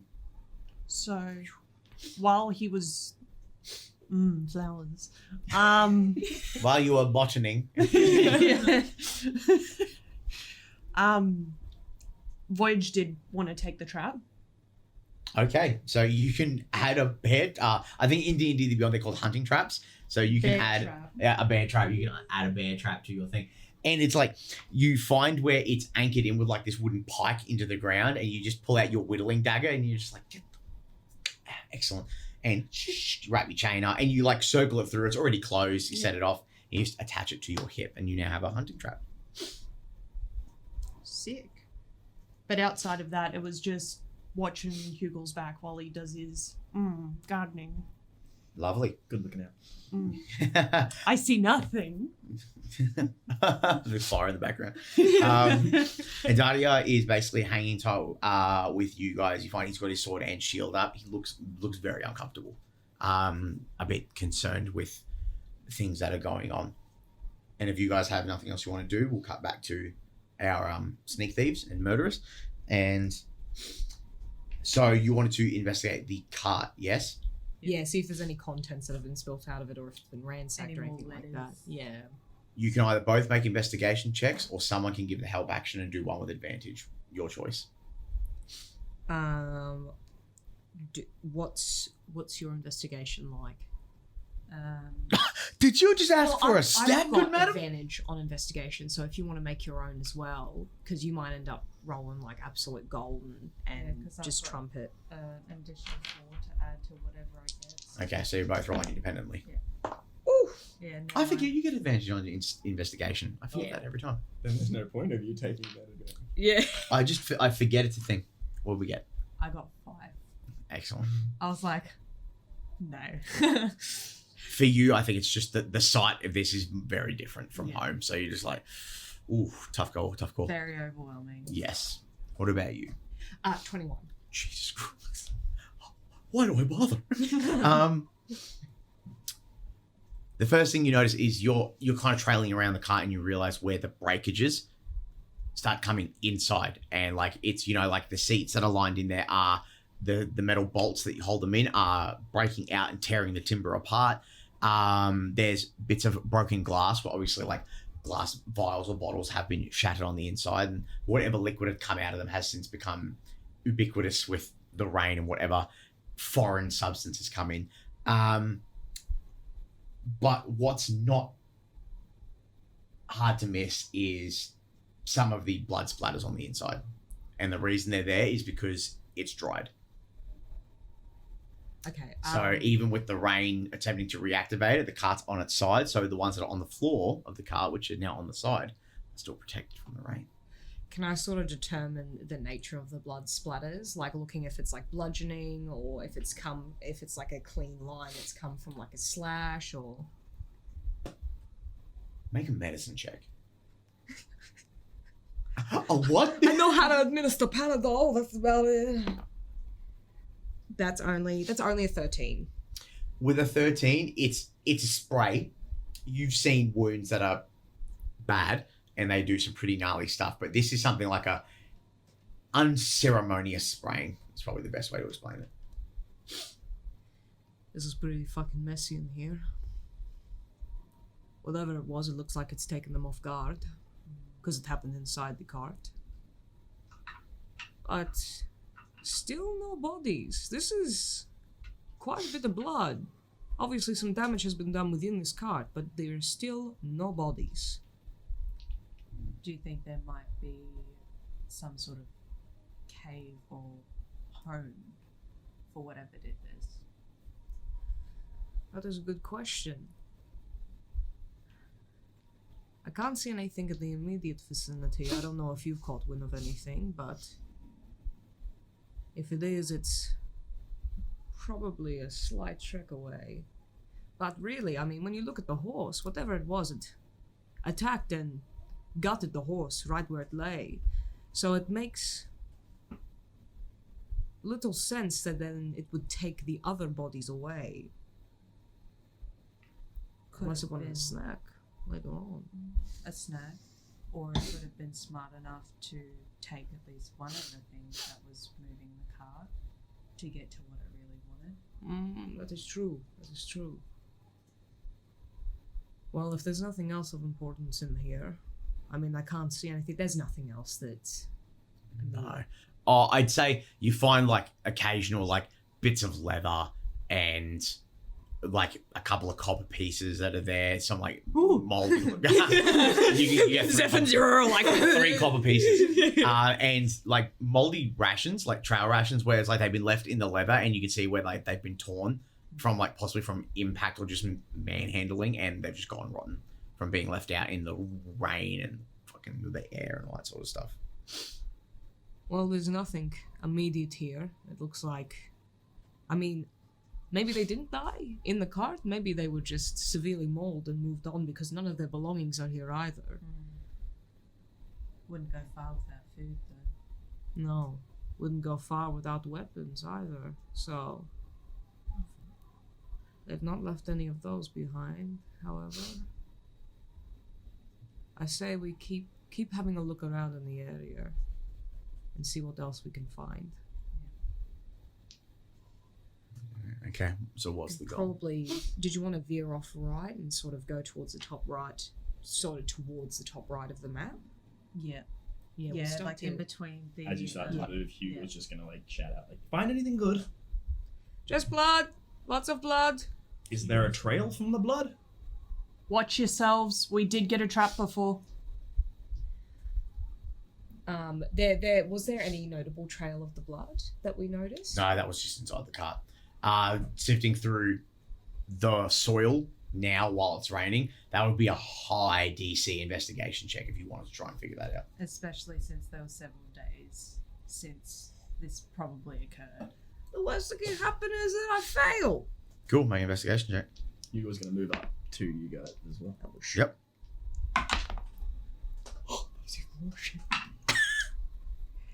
It was a 17. It wasn't great.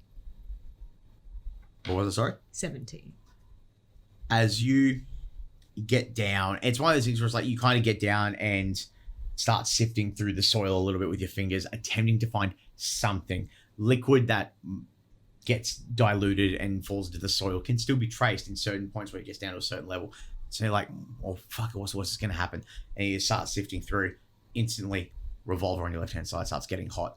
Something's coming for you. As Zeph, you see this, and everyone looking down the causeway, the shrubbery next to you,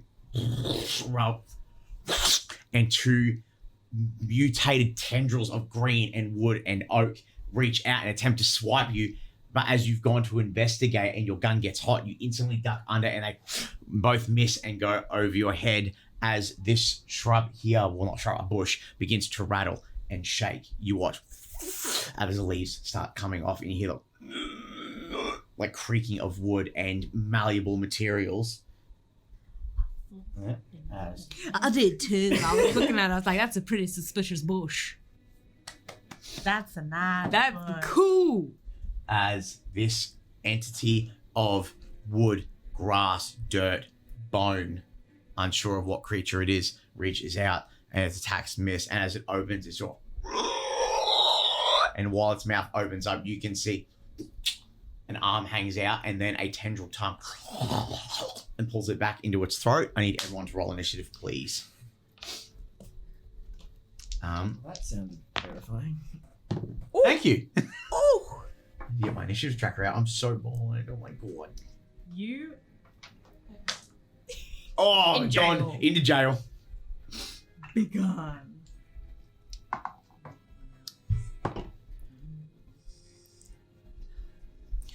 Why is it a 4 again? You got a couple of falls on that one. At least you didn't get a fucking one. You got a 1. Well, plus 3 equals 4. Put it at the bottom. 25 to 20. 21. 21. 21. 19 to 15.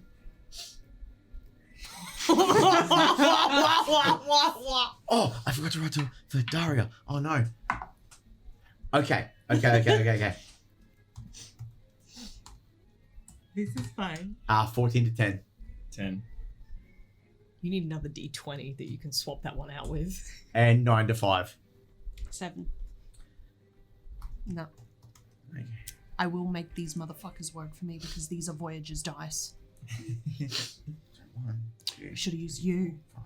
5. Okay. So, top of the initiative round as the rain pelts down and the soil is wet and shifted and busted. You watch as this mound grows out of the soil and attempt to swipe you, but your gun alerted you to that. But Zero, you are going to be the first to act, and Daria is going to be on deck. Beautiful. Well, she already had the rifle drawn, so that is Yes, what she she did. will use. Let's go. Please don't. At 5 feet, that's going to be a disadvantage. Ooh. Am I able to, with the warning, am I able to retract myself in time without copying an opportunity attack because it's already had a swipe at me? Well, Okay, if not. the shambling mount attacking as you got close is just a surprise round, but Yep. the problem is you can't be surprised because your gun alerts you to that, and it also alerts Zephyrus as well, and you. Oh, but only Zephyrus because they're within 5 feet. Yeah. So No, that's fine. no, I would say not. No, that's Yeah. fine. I'll take the disadvantage. I was gonna say you got a pretty high to hit, so you might get lucky. Oh. It's a 10. Unfortunately, no. Gun goes off. See, it like hits one of like the jutting branches at the top and takes it off. Unfazed, doesn't care. I'm gonna still risk it anyways, and I'm gonna launch back out of get some distance between us. Okay, how far do you want to go? You can realistically you can go this way because you've got open there. If you go there, you've only got 5 feet. I'm gonna move back with what's got more area for me to move back into. How far do you want to go? I want to go the full extent of my movement, which is 30 feet. 30? Without, I'll cut it short if it means I lose line of sight. However. Okay, so we can go 5. Oh, I guess you got that way or that way? That way. That way. So 5, 10, 15, 20, 25, 30. Basically puts you right up against the tree. Ugh. Oh no, we've lost our gaunt snake. I won't be flush back against it because I've just We'll watched. do 25. We'll get you Yeah. right there. You're on a nice little opening. Because I've watched one tree turn to something nasty, so now all the trees are sus. You got leaves? But yes, you basically get a good 25 feet dash. It is going to get an opportunity attack, but it only gets the one, so we'll see what happens. Please, oh please, oh please, oh please, roll like dogs. 19 to hit. That's going to hit you. Yeah. It's Got gonna it. be At least roll put on the damage, please. I'm asking for it. That's 14 points of bludgeoning damage as this oaken and grass tendril whips out, hits you in the back. I'm also going to need you to make a DC 14 dexterity save for me, please. Okay. It's athletics or acrobatics, I believe, for grappled. Okay, let me just.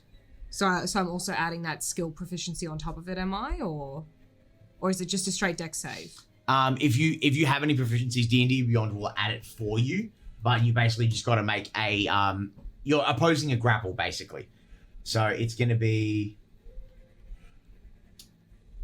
Why does it not say what I want? Also, I'm just using the bonus off of if I use acrobatics. Am I using the bonus off of acrobatics? When you go to escape a grapple, you get to choose. I believe, is that correct, Seb? It's acrobatics or athletics. It would just be a competed, so whatever it is, you'd be competing against. Well, this bastard here, if you get hit by the attack, you automatically got to make the save. But I believe you get to pick. I'm gonna. Let's go with that. Why I'm D&D Beyond? You're making me look like a fucking fool. It's been forever since I've run a game, so Here we go. a lot I don't remember. I believe if it's a grapple caused by a creature, it's whatever skill they used versus, and you're matching that skill with them. I'm normally so much better at this. No, because grapple's strength from them. Grapple is strength. Oh. Or is it a contested strength? Please don't let me contested strike. It's the creature grappling. It's in my phone, which is here. Hold up. I have it in the fight rules. I knew that would come in handy, not deleting it. It's in the fight pit rules, which are campaign documents. Where World Law Firing System. Here we go. Take down.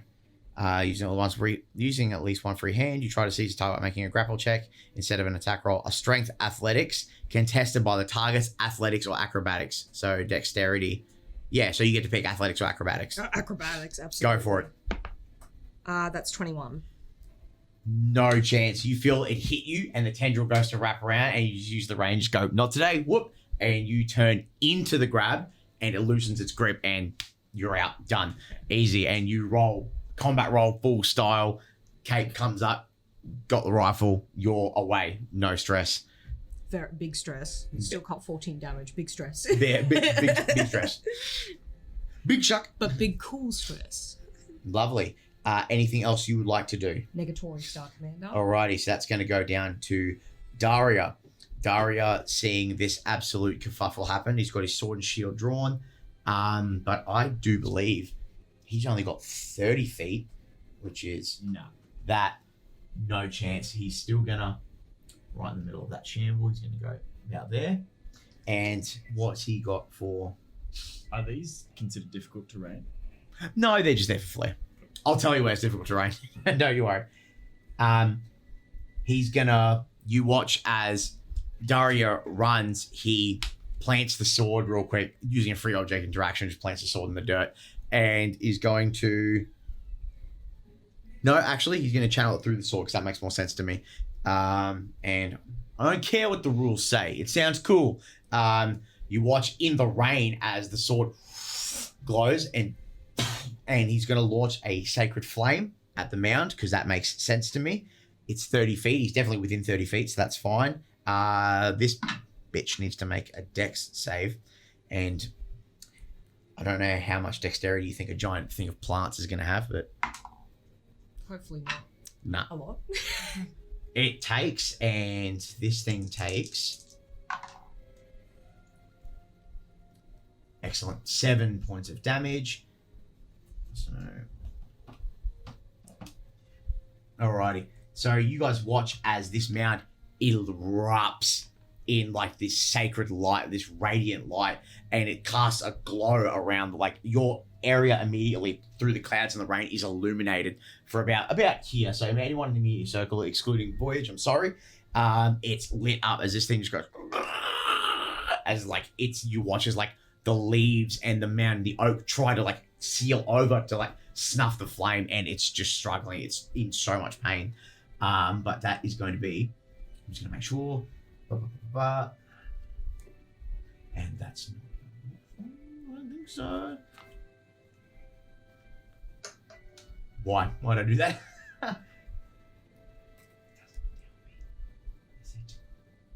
Come on. I knew these trees were looking sus as fuck.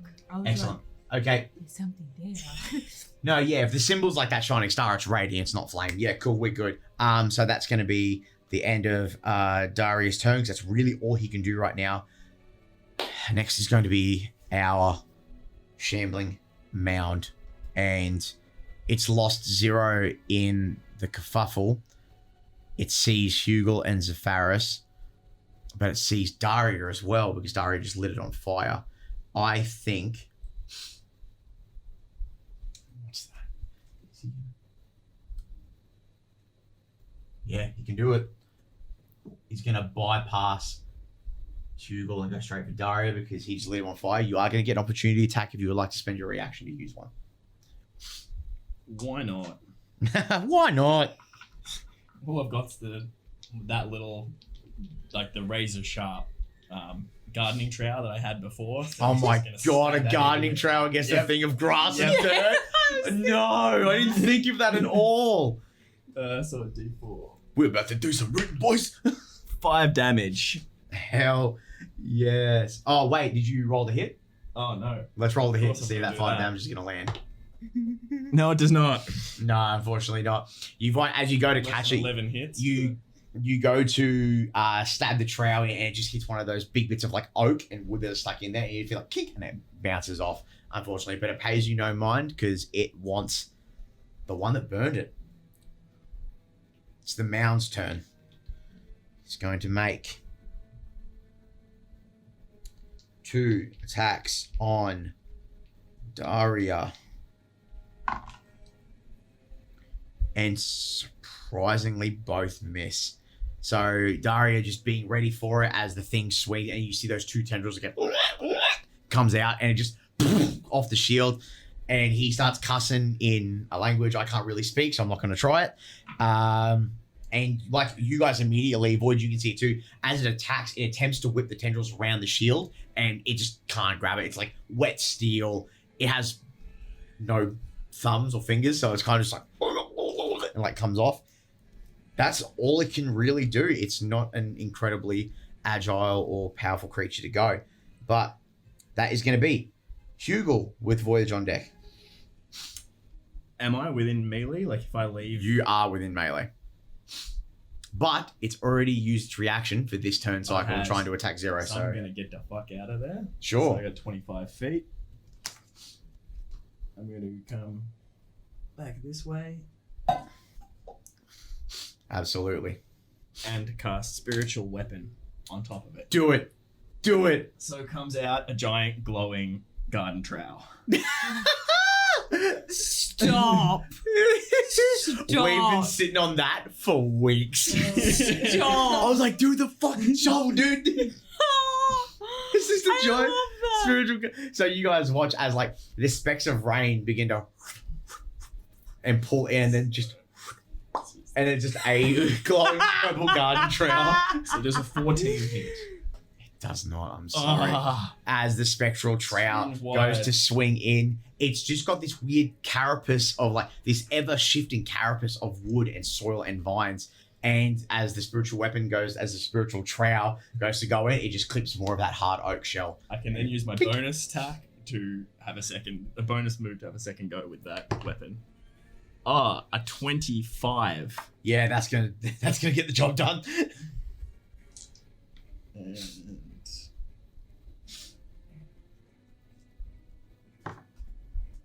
3 plus 3, 6 damage.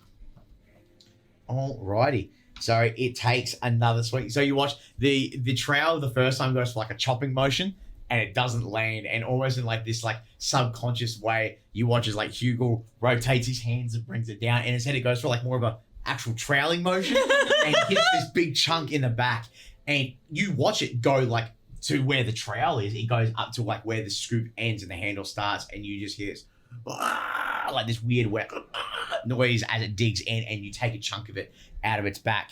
But instantly where the chunk goes, you watch as more of it begins to coalesce and help seal the wound shut as best as it can.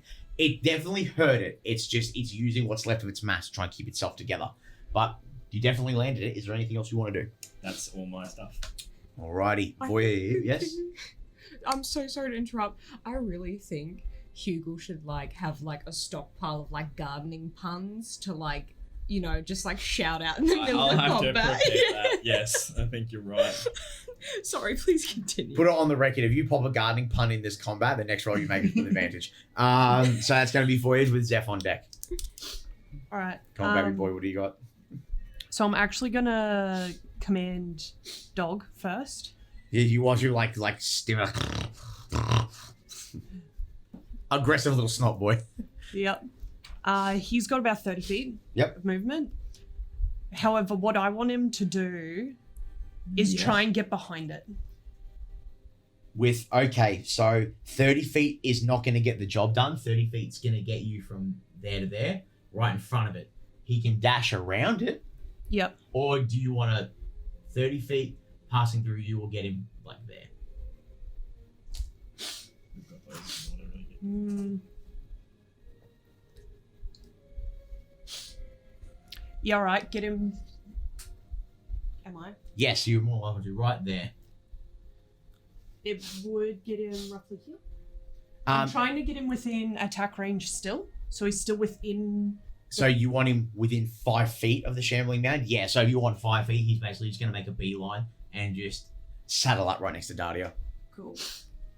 So you guys watch as he just, kind of like what Henry does, where he like kind of skids on the spot for a minute. He's like, and like takes off. But he like, his little, because he's a green drake, like the fins go and lock back, and he just speeds through the dirt and like just thumping steps like, and just skids to a halt in front of this thing, devil may care, doesn't give a shit.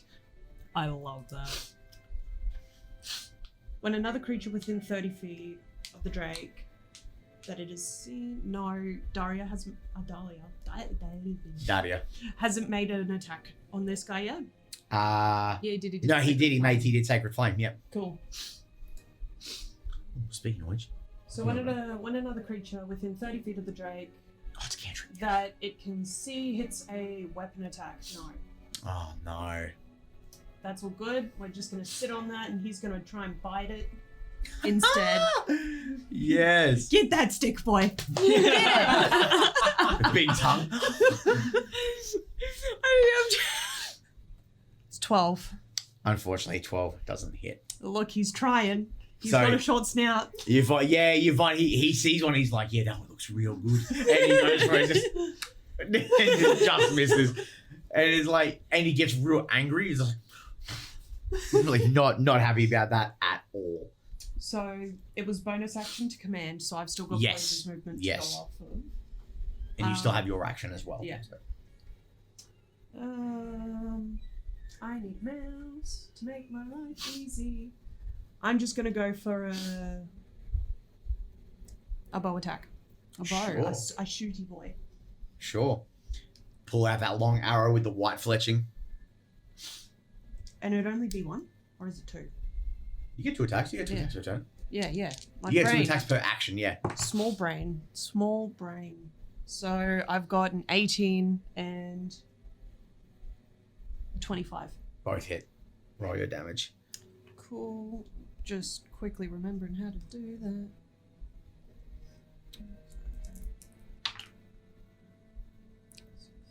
It's 9 on the first.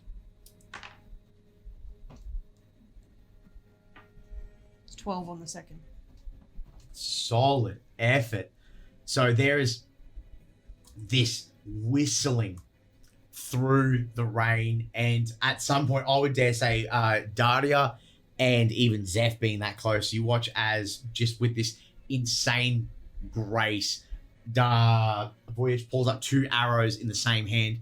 Notches the first one, lets it fly. Notches the second one, lets it fly. The first arrow splits the raindrops. The second arrow follows through the gap. It is excellent, and just two big thwacks right in, like, I say, the meaty bit where it's like not wood in the mouth, and it's like free. It's like that like garbled sound where it's like everything that comes out sounds wet and gross, and like there's just soil and shit coming off it. But you're definitely landing it, and it's not happy. Anything else you'd like to do? No, I'm just gonna hang 10. Just hang 10. Excellent. Zeph, that's going to be you. Yes. Make greatness. Okay. So is this thing still on fire? The sacred flame burns and then goes away at the end of the turn. It's not like a concurrent thing, I believe. I'll just quickly double check that. It's a good question. Sacred It's flame. recurring from. Flame-like radiance descends on a creature that you can see within range. The target must succeed on a dex save or take a 1d8 radiant damage. The target gains no benefit from cover for this saving throw, and increases when you. No, so it's one save and then it just goes. Okay. Yep.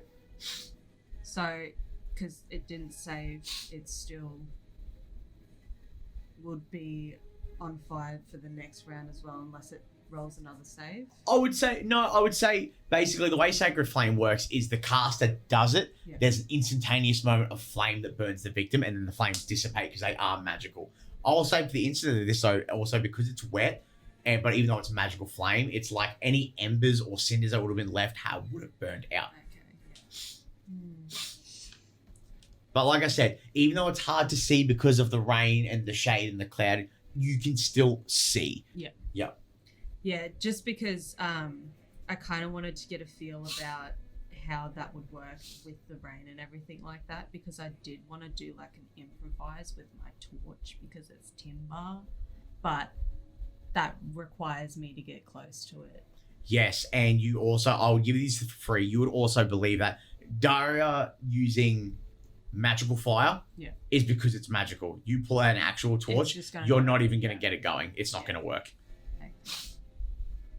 So what I'm going to do is first use my bonus action to hide behind the tree I'm directly in front of. Make a stealth check. So that is a 21. Fucking excuse you. Yeah, you just disappear. I'll put you here for the sake of knowing where you've gone, but Yeah. Hugo and Zero watch as Zeph rolls in and like you pull your cloak over, like that green cloak, and also your black cloak with your green pants, tug over, and they just fade into the tree. It almost looks like they're a part of it. You had a question about it before we continue. I forgot to specify the elemental damage on the bow. However, my moment's passed. It's all good. Yeah, retroactively, won't do much about it, but keep that in mind. But yes, you are hidden now. What would you like to do? Okay. All I've got is daggers. So They did great last time. yeah, I'm going to do my best to try and aim for that meaty part. Them like the mouth, yeah, for sure. Okay. Rolling from hiding, you get advantage. Okay. And if it lands, because you're rolling from advantage, you get sneak attack. Okay, so my highest was 13. What am I looking for?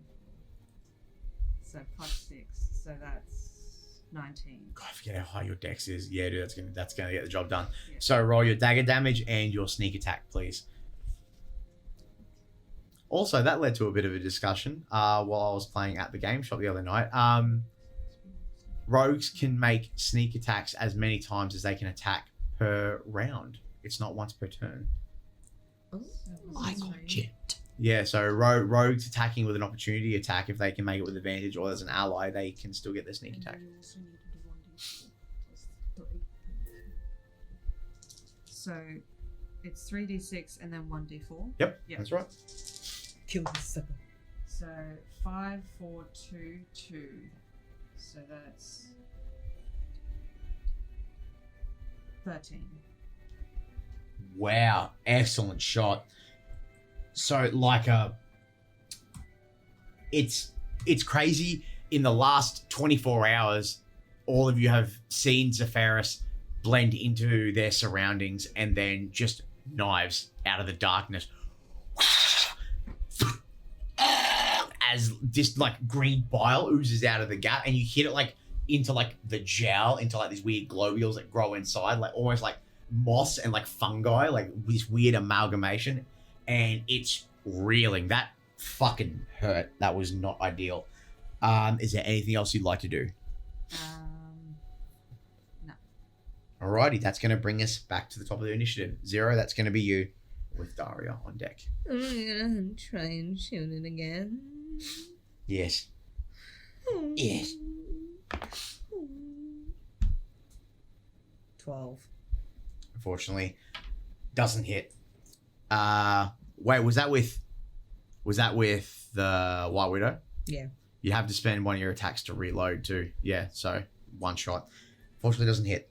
Shell goes wide, bullet goes wide, but this time it's just caught off. You just caught off guard trying to hit it while it rises and it constantly changes its shape. So you think you're like, yeah, I've got this, and it just passes over it. Like this thing is just constantly shifting. And I'm just gonna blame it on the fact that this is like sort of her first real excursion with it, and she just hasn't got the knack of the gun yet. fair enough. It's like, is it that thing where it's like you try to blame the gun for your error? No, she knows it's her. She's just because like she only got it not that long ago. This is like sort of her first time really using it, so I'm just gonna fob it off that she's not used to it yet. For sure. Anything else you would like to do? I don't think there is much that I can do. Let me just quickly check. Yeah. I'm actually, whilst I've got it here, I'm gonna do second wind. Yes, absolutely. +5. Okay, I'm gonna regain 11 health. 11. Excellent. Love that. Oh, no, 110. I mean, if you want. Even flow. On the road that murder. Sorry. That's me done. Excellent. That's going to be Daria is next, and he's just gonna do what he trained to do, and he's just gonna swing a big old sword because I think that's just what needs to happen. Let's go actions. Alrighty. He gets, 2 attacks. That first one's definitely going to hit. And it was one-handed, so it's going to be one of these. For a further 5 damage. So you watch as Daria with the shield attempts to bring the sword down, and it moves like its head, and it scrapes down the wooden side, and then just with the backwards momentum just swaps it and just brings it back up. And as it attempts to lunge forward to attempt to grab him, he just cuts it right at the bottom of the chip as it like slices it up. And he's just like, I think I'm getting good at this. And that's gonna be his turn. There's really not a lot else he can do. Let's check bonus actions. Maybe there might be something. Bonus action.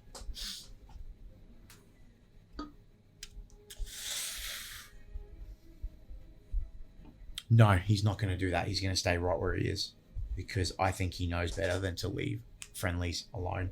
Yep, excellent. So that is going to be... Oh, fuck, it's the mound's turn. Okay. Green dice for a green enemy. That kind of makes sense, right? And he's just going to go for Daria. He's the one that keeps fucking with him. Why do I roll like dog shit whenever I try to hit you guys with fucking anything? Anything. For me.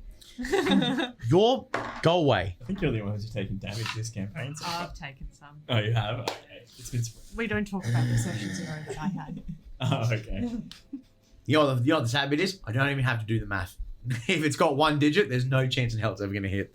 So, again, it just goes out with those 2 big tendrils and it just catches the shield and it can't find a grip on the steel. You guys are getting the idea. This thing doesn't really do well with like metal, you know what I mean? Like animals, easy. A guy that's got a shield, but yeah, probably not G.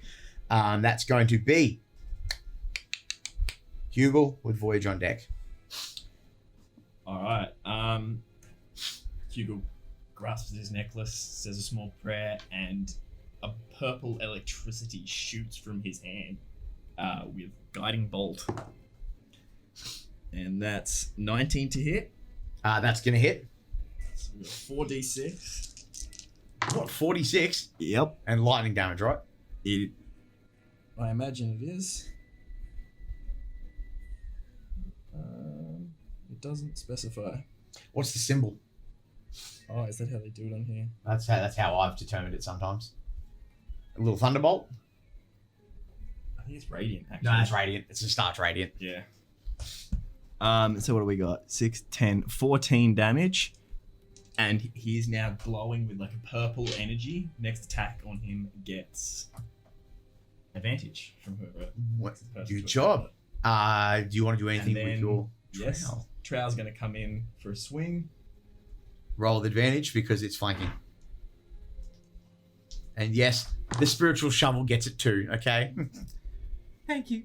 I'm glad someone responded because I'm like, man, I look like a right asshole on this here show. 24. To hit? Yep. Yep, that'll And then get it done. another 4 damage. That's going to get it done. Man, you guys are actually fucking whopping this thing. It's great.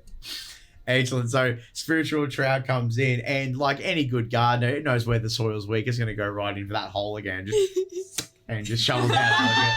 But the deeper it digs, the noises get worse. And it's just like, you're like freaking out as this like shovel's just like, and it's like just getting the work done. I imagine that he was holding his trowel and making the movements. Yeah, it's like that's how you command it. You're just like, and we're going for the soft bit right there. Wingardium Leviosa. Wingardium, get fucked. Excellent. That's going to be your turn. You don't want to shift movement or anything of the like? Nah, I'm happy where I am. Happy where you are. Man, I should really stop building encounters when everyone here has ranged stuff. I'm going to make you all find a corridor next time. How's that sound? Yep, good, great, excellent. Voyage is going to be you with Zeph At on least deck. we have one that can stand in between the legs, so there's 2 against whatever. Oh, got Lotus and Halflings can do that too. You can use you as cover. I hate Yeah. that so much. Yeah. Just hide behind the guy that's got 21 AC. I Yeah, can dude. move through any person larger size than me as well. I hate that. All right, Voyage. What do you got? So, Dahlia. Darlin hit Darlin. goddamn weapon attack. So 1d6 of acid damage should have been added to that. I again am still getting used to dealing with dog. So dog grants acid damage to any friendlies nearby that land weapon attacks. Is that correct? Alrighty. So 1d6. Actually, you can roll a d6. That's on you. That's your dog. That's 5. Wish I hadn't done that. Excellent. What do you want to do? I'm gonna have. Well, dog's still following his initial command. Do I need to command him again? If you don't give them a command on your turn, they take the dodge action. So if you want to tell him to fetch, then he will fetch. Cool, fetch. Okay. Do you want to roll for dog then? If you want to send him Next first. attack on that creature gets advantage. So dog gets advantage. Beautiful. If dog crits, I quit. Episode 2. I really hope he does now. No. What was the highest though? 9. Unfortunately, no. Again, he just goes to bite for it and it's just having trouble. 9 plus 6 is 15. 9 plus 6 is 15? Yep. That hits. Yeah, there you go. So you watch his golden eyes. and it's what can I relate it to? It's you know what? It's just like a chew toy. Dog's just got it and it's just like and it's just like and he's just fucking not letting go. Roll the damage. That's only a 4. That's 4 points of damage that your Drake dog has gotten off on this thing. And you find as it gets one more whip off, he's just like, "Nah," and like lands. And it's like a little bit of like that green like vine shit there. And he looks so pleased with himself. Oh, good. Big long tail, just like. And then I'm following up with another 2 arrows. Go for it. But I will preface this time that the d6 in the attack is force. Force damage. Okay. And that's a 20. Ooh! To hit, nat 20 to hit, Nat 20 to hit. or your damage dice get doubled for that shot. Beautiful. So let's take care of the damage for that first shot. Oh wait, because you roll both together, right? Yeah. What was the second one? Hang on, I'm mathing it still. 21. So that's a 28 and a 21. Let's do the double damage for the nat 20 first, and then we'll do the damage for the next one, because that's a lot of numbers that are going to be flying at me really quickly. Yeah. If you need more, I've got more here. You want me to send my kids to camp? just times it by 2, man. I keep using phrases from other shows, and it frustrates me. Like Critical Role and stuff. I do it all the time. I know. 17. Points of damage in total? Yep. Because I'm not using any spells to back it. No, that's all good. That enough. So first arrow, it's when it roars and dog comes flying off. You're like, well, now's as good a chance as ever. Anyone watching in that immediate area watches the arrow fly through, and you've all seen how like bows and arrows work. But this one sails through the air with like a vortex, and it's like it'd probably feel like getting hit by that sledgehammer for you, Zero, and it's just a through the mouth, and you watch as like bits blow out the back of it. It hits it hard, and it goes to gargle, and it can't. It's like it can't. It's the whole mouth beginning to concave from that force shot.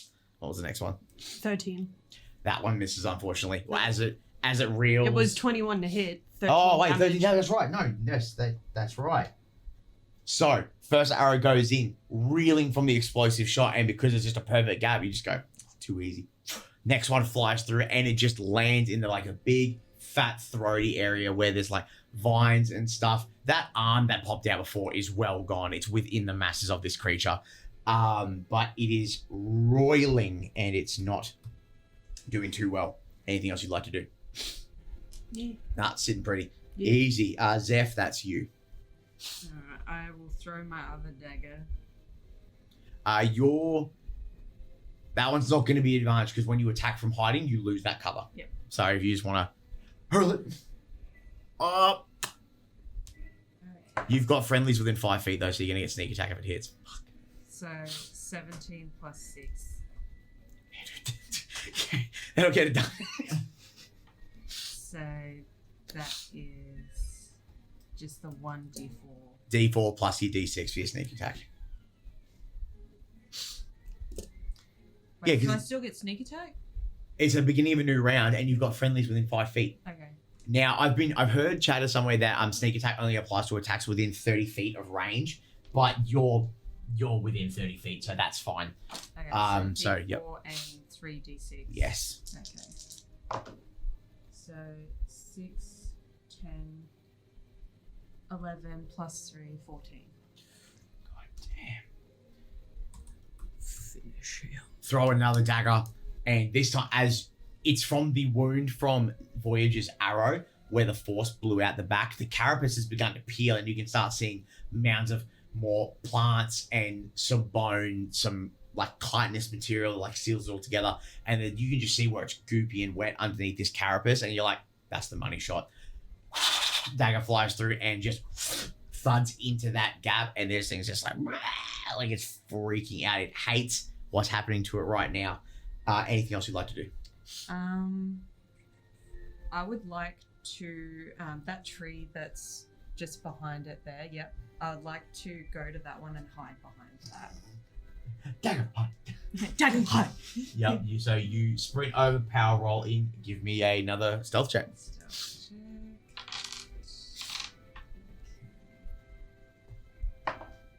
So that is 9, 9, 18. Yeah, that's gonna do it. Why are you doing that? There we go. Yeah, that's gonna do it. Excellent. That's gonna be back to the top of the initiative. 0. You're up again. Oh. She like stands there and like after like missing the first 2 shots, she's like thwacking it and pulling the bolt back into place. She's like, come on, you piece of shit, 1 shot, 1 fucking shot. And then she just hoiks it up and blasts it. I've rolled a 19, so that's 27 to hit. Yeah, that's gonna do it. You're a +8 to hit. Yes, on this one I am. And that is 2. The White Widow's modeled after Bad News. So I assumed as much. That is 15 to hit. I'm sorry, not 15. 15 damage. 15 damage. Can you please read me real quick? The there's something about an explosion with the shell within an immediate area. I need to know if the guys. I need to know if Dog and Daria need to make a save. Upon a hit, everything within 5 feet of the target must make a dexterity saving throw. Okay. So we are going to. So you're going to roll for Dog, Bailey. I'll let you know what it is. DC equal to 8 plus your proficiency bonus plus your dexterity modifier. So that's 9, 8. That's 17. We've got to be DC 17. Now, when it comes to saves, I believe Dog uses your stats. No, Dog's got his own. He's got his own stats. Okay, go for it. Let's go to Daria. Saving throws. Nah. Daria fails. That's where he's weak. Yeah. Daria fails and Dog fails. So the damage was what, sorry? It's 1d8 fire damage. So roll a d8 and then tell us what happens. Tell us what you get. Please be low. It's only 2. It's only 2. Lovely. So just a bit of fire from the explosion of the round blows out. But that's a bit of a wibbly wobbly timey thing. 0. Yes. Make your kill. Slaughter your brain. Vindication! Vindication! Shoot her! Shoot her! Yeah, as she's like she's sort of like smacking the barrel and trying to pull in the bolt, and she's like thinking like, why the fuck has this not been working for me? And then as she pulls it up, she goes like to fire it. She's like, oh, and just like noinks the scope back into place because it's been popped off to the side. It's like, that is so much, and just fucking shoots right through the side of it. She's gonna go straight through the guts, so it almost makes like a crossroad with where Voyage had blasted through it. Oh, and hell just goes yeah. in for the T intersection. Hell yes. So this gunshot rings out, breaking through the sound barrier of the rain. Your cape gets blown as the wind flies past. This thing is Flowers all. it's like a slug the size of nearly the size of your fist, I would say. It's a unit.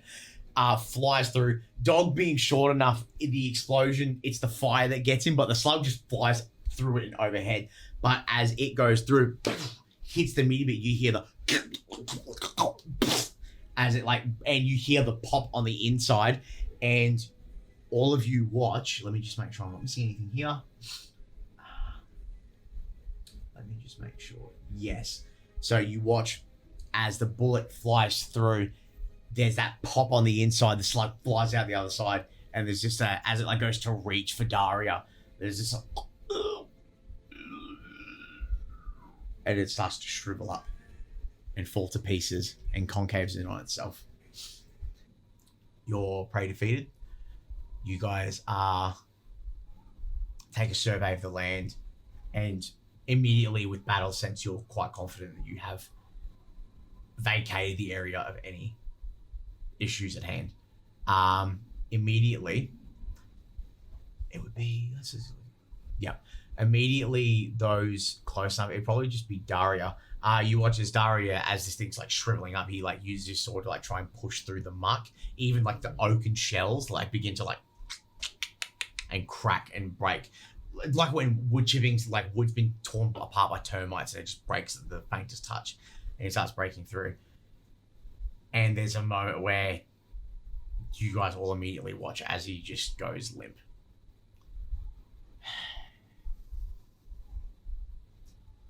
What do you want to do?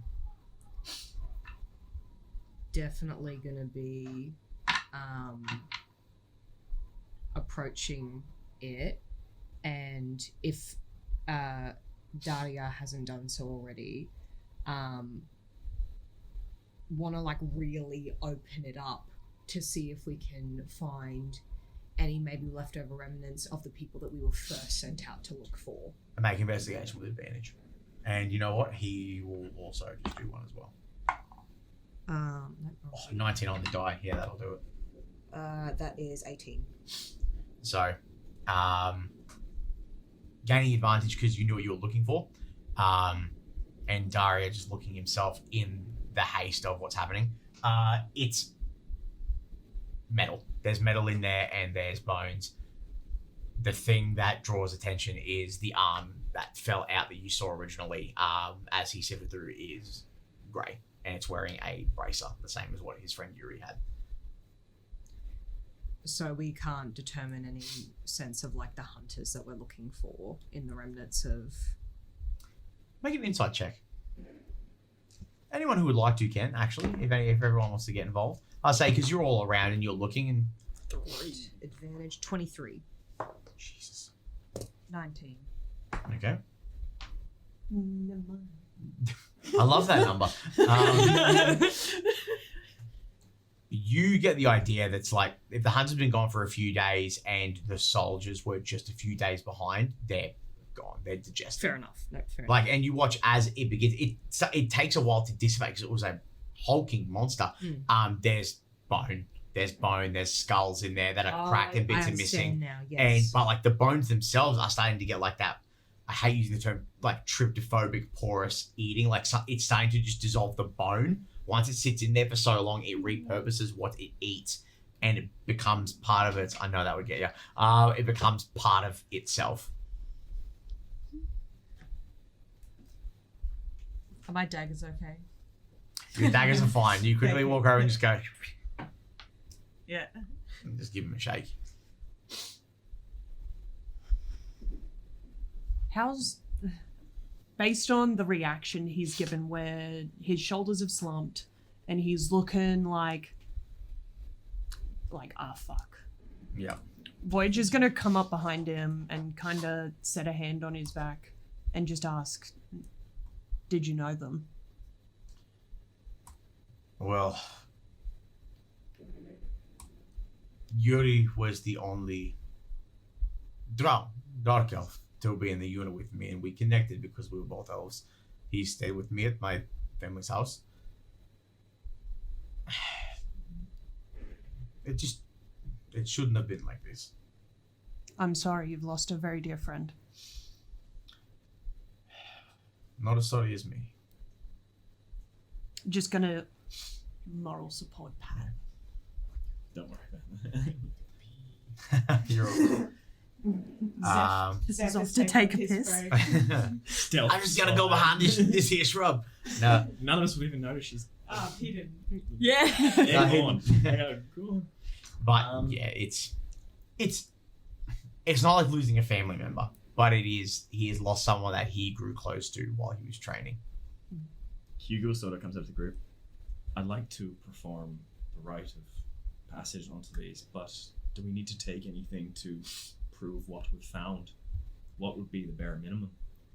Zero's just going to start digging around unceremoniously. She offers no words of comfort to Daria in regards to the soldiers. She just takes some of the bones and then she takes some of the armor and she literally just puts her hand in and rips it out and then just starts slowly walking away. Make. What would this be? You're reaching into a dissipating mound, but like the stuff inside. Like, I want you to roll me a sleight of hand.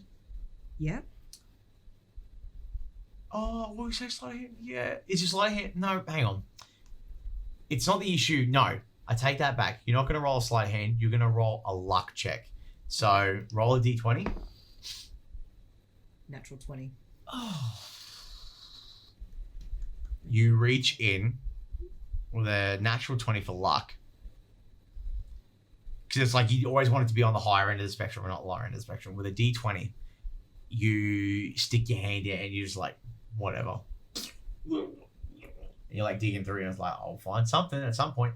And when you reach in, you're able to find one of Yuri's other braces. It's like small darkened metal with like gold trim metallic braces. And you are able to find a set of iron keys. And the iron keys are like very clanky, they're dirty for being in the stomach of this thing. But iron keys nonetheless. Groovy. She'll take those and she's not gonna necessarily like walk away from the party, but she's gonna slowly start making her way to leave the clearing because in her mind she's gotten what they've come for. Yeah, for sure. I'll say even with that, with the keys, the bracer, and evidence of this, between the 5 here and collected, and then the bear trap that Voyage picked up, that's definitely going to be enough proof. But you will look as Zero begins to walk away. Slowly, but is moving away nonetheless. Unless anyone else has anything they'd like to do. Gets down on his knees and starts performing the druid craft and small prayer for a minute. Zeph will join up with Zero. What about you, Voyage? Gonna stay by the big guy. Garland. The one I'll never say the name of. He places a hand upon your hand while you're hanging on the back and he goes, let's go. Nothing for us here. Mhm. And begins to move away as Hugo performs his last rites. By that point, you finish up and link up with the party. Does anyone need some healing? I am fine. Thank you. Nope, we're all good. Yeah, I think we're all good. We kicked ass. What about Is Dog all good? Look, he's a little singed, but it's only like a wee bit singed. Is he probably going to be grumpy about it and demand penance through bacon at the next breakfast? Yes, probably. Yeah, he walks like a solid 10 feet away from everyone. If Dog looks at all hurt, Hugo's gonna walk up. There, and cast Healing Word. Yeah, it's for me. It's the sound of like That's way more than he needed. Bless. He needed every point of that, don't you Hugo dare. likes Dog. I think the whole world's gonna like Dog. Oh, that's incredible. As chipper as a bulldog green drake can be. I also imagine then that he breaks one twig off what's left of the creature and throws it for Dog. Oh, he's after it. He loses for a solid 10 seconds, like whoosh. Comes back, making some fun in more of a darker situation. But you guys have a 2-hour trek back. If you don't intend to do anything else, I say for the sake of brevity, if there's nothing anyone immediately wants to do, you can begin your hike back to town. It's like midday, right? At this point in time, before you guys start to move, it is about Yeah, about 20 to 12. Yeah, so we got time to get back in the safe hours. Yeah, for sure. You guys are able to break in, and by the time you guys step back into town, it is into the afternoon. Going into, so 11. Yeah, so it's going about, you're late into the afternoon, about 1 p.m. going into 2 o'clock is when you guys arrive back in town. The town is, there are definitely people moving around, they still have jobs to do. You do see a couple of the townsfolk pulling their carts with some freshly pulled crops. You see one younger kid, maybe about like 10, 12 years old, walking a cow through, moving it into, one of the side streets. That'll probably be one of the paddocks are held more towards the edge of town. But the town is bustling around, and you all do recall that Radon said to go to the tavern and let them know when you got back, and they would send for him to appear. So I'm assuming, unless anyone had any other thoughts, we want to head to the tavern? Yep. Lovely. So you guys push on, and when you guys get to the tavern into this afternoon, there's a couple of patrons. There's a couple of humans in there. You see an orc as well having a beer. It's not the orc you punched out, don't worry. And when you guys enter, the young barmaid is no longer there, and it's actually an older gentleman. It seems to have a few people that rotate and do shifts, and handlebar mustache, bald head, sees you guys come in, and there's some sense of acknowledgement. You don't have to roll for it. Like, they've obviously been given a tip off that they were expecting you back at some point. But yeah, patrons, maybe there's like 6 or 7 people in there having a couple of drinks, quiet conversation. Let me just. There we go. I love this app, Pocket Bard. You're amazing. And you guys pop in, and the bartender acknowledges you but doesn't wave you over, but you guys are free to do as you please. Can I just ask a quick question, just so my wires are crossed in the right place? Yes. The military that Daria is a part of, is that the military, is it Unshroud? Unera Shroud. Unera Shroud. Is that the military he's a part of? Yes. With the Stag Legion and everything So, like that? yes. So the Uneran military are the same as the town's guard. That's where they get deployed out to different posts. So yes, he is part of that military. He doesn't seem to be Daria himself, from judging by the interactions, doesn't seem to be a part of any big company. He's just a new recruit that's done his training, he's done his run, and he's just got caught up in some business. And I would even say, without an insight roll, now that it's like he doesn't immediately have anybody to go to if his unit's been taken out by the shambling mound. Okay. Nope, I just wanted to make sure Zero's opinion of him was in the right headspace. No, you definitely look. You're playing the right ball game, especially checking with that. You're definitely in the right field. All the cops and the army are the same people. It just depends on how much of a shit kicker they want you to be. Depends on where you go. Yeah. Okay. Beautiful. Yeah. Thank you very much. No, you're okay. Anybody else? Do we have anything? Who wants to approach to get the message sent out to Radon about your job accomplished? Sorry, you'll have to pardon me. So have we gone back to? Oh, that's right. But they're rotating, so he's not there. Zero's probably just gonna go up to the bar maybe, and then just chuck the Is it what part of the armor did she get again? Sorry. You have Yuri's bracer.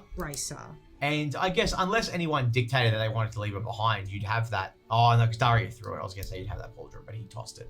But you also have the keys. Yeah. She's going to just toss the bracer and the iron keys on the bar and just gesture to them. We have done job.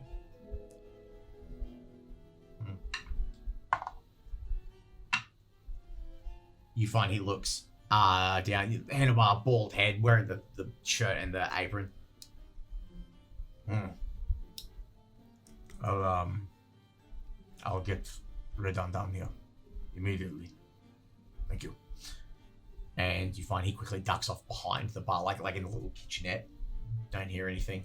Comes back and just gives you a nod. Goes back to moving glasses and moving bottles.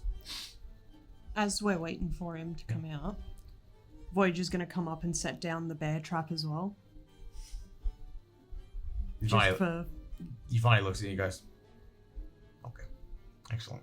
You guys all, you're able to find a table nice and away. It is near the hearth, so it's a bit warmer. It feels nice to let your bodies dry off in the warmth of the fire. But there is a couple of minutes that pass while we wait for Radon to enter. So the table is yours if anyone wishes to speak or make merry while we wait. So Q was gonna go over to Zeph and Zero. So when you guys were looking through that cart, how ruined was it? Like, if we got a horse, could we get that going again? It was fucked. Fuck. Oh my god, he cussed for the first time. Unless you know how to weld a wheel back on. I know We're some not basic going. mending, but no. Yeah. I'm just thinking one horse won't be overly useful for the lot of us, but if we could find a cart to pull along. Daria chips up and goes, well, mine and Yuri's horses are still being tended to in the stables. So we have 2 horses. And they're war horses. They've got some pulling power. Maybe we could get a cart. We might be able to move. Perhaps we could ask, is it, instead of having a horse offered to us, a cart? I'm sure they're more likely to be happy for us to take a small cart than a member of the livestock of this small community. That sounds fair. Yeah, I think something like that might work. If they aren't able to provide us with one, how good would you say you are with your druid craft? Could you... Not that good. Okay. I can make small flowers, and when I'm performing my funeral rites, they tend to bolster in power just a little bit, but I think that's more of a boon from my god for performing rituals on her behalf. Yeah, fair enough. But you can do roots and vines, correct? Very, very small. Okay. But you can do many? Yes. It just starts popping them out like every 5 seconds. Oh, please don't tell me we're going to weave a little basket of friendship and have the 2 fucking war horses drag it around everywhere. Just mend the other cart using them. I have the ability for some basic mending spells, so if we can find something that's not too broken, then perhaps then I can do a little bit of work there. But in the meantime, he starts to weave the flowers into a crown and stands up on the table and puts it on Zero's head. I thought you'd like that. Oh, look how cute she was.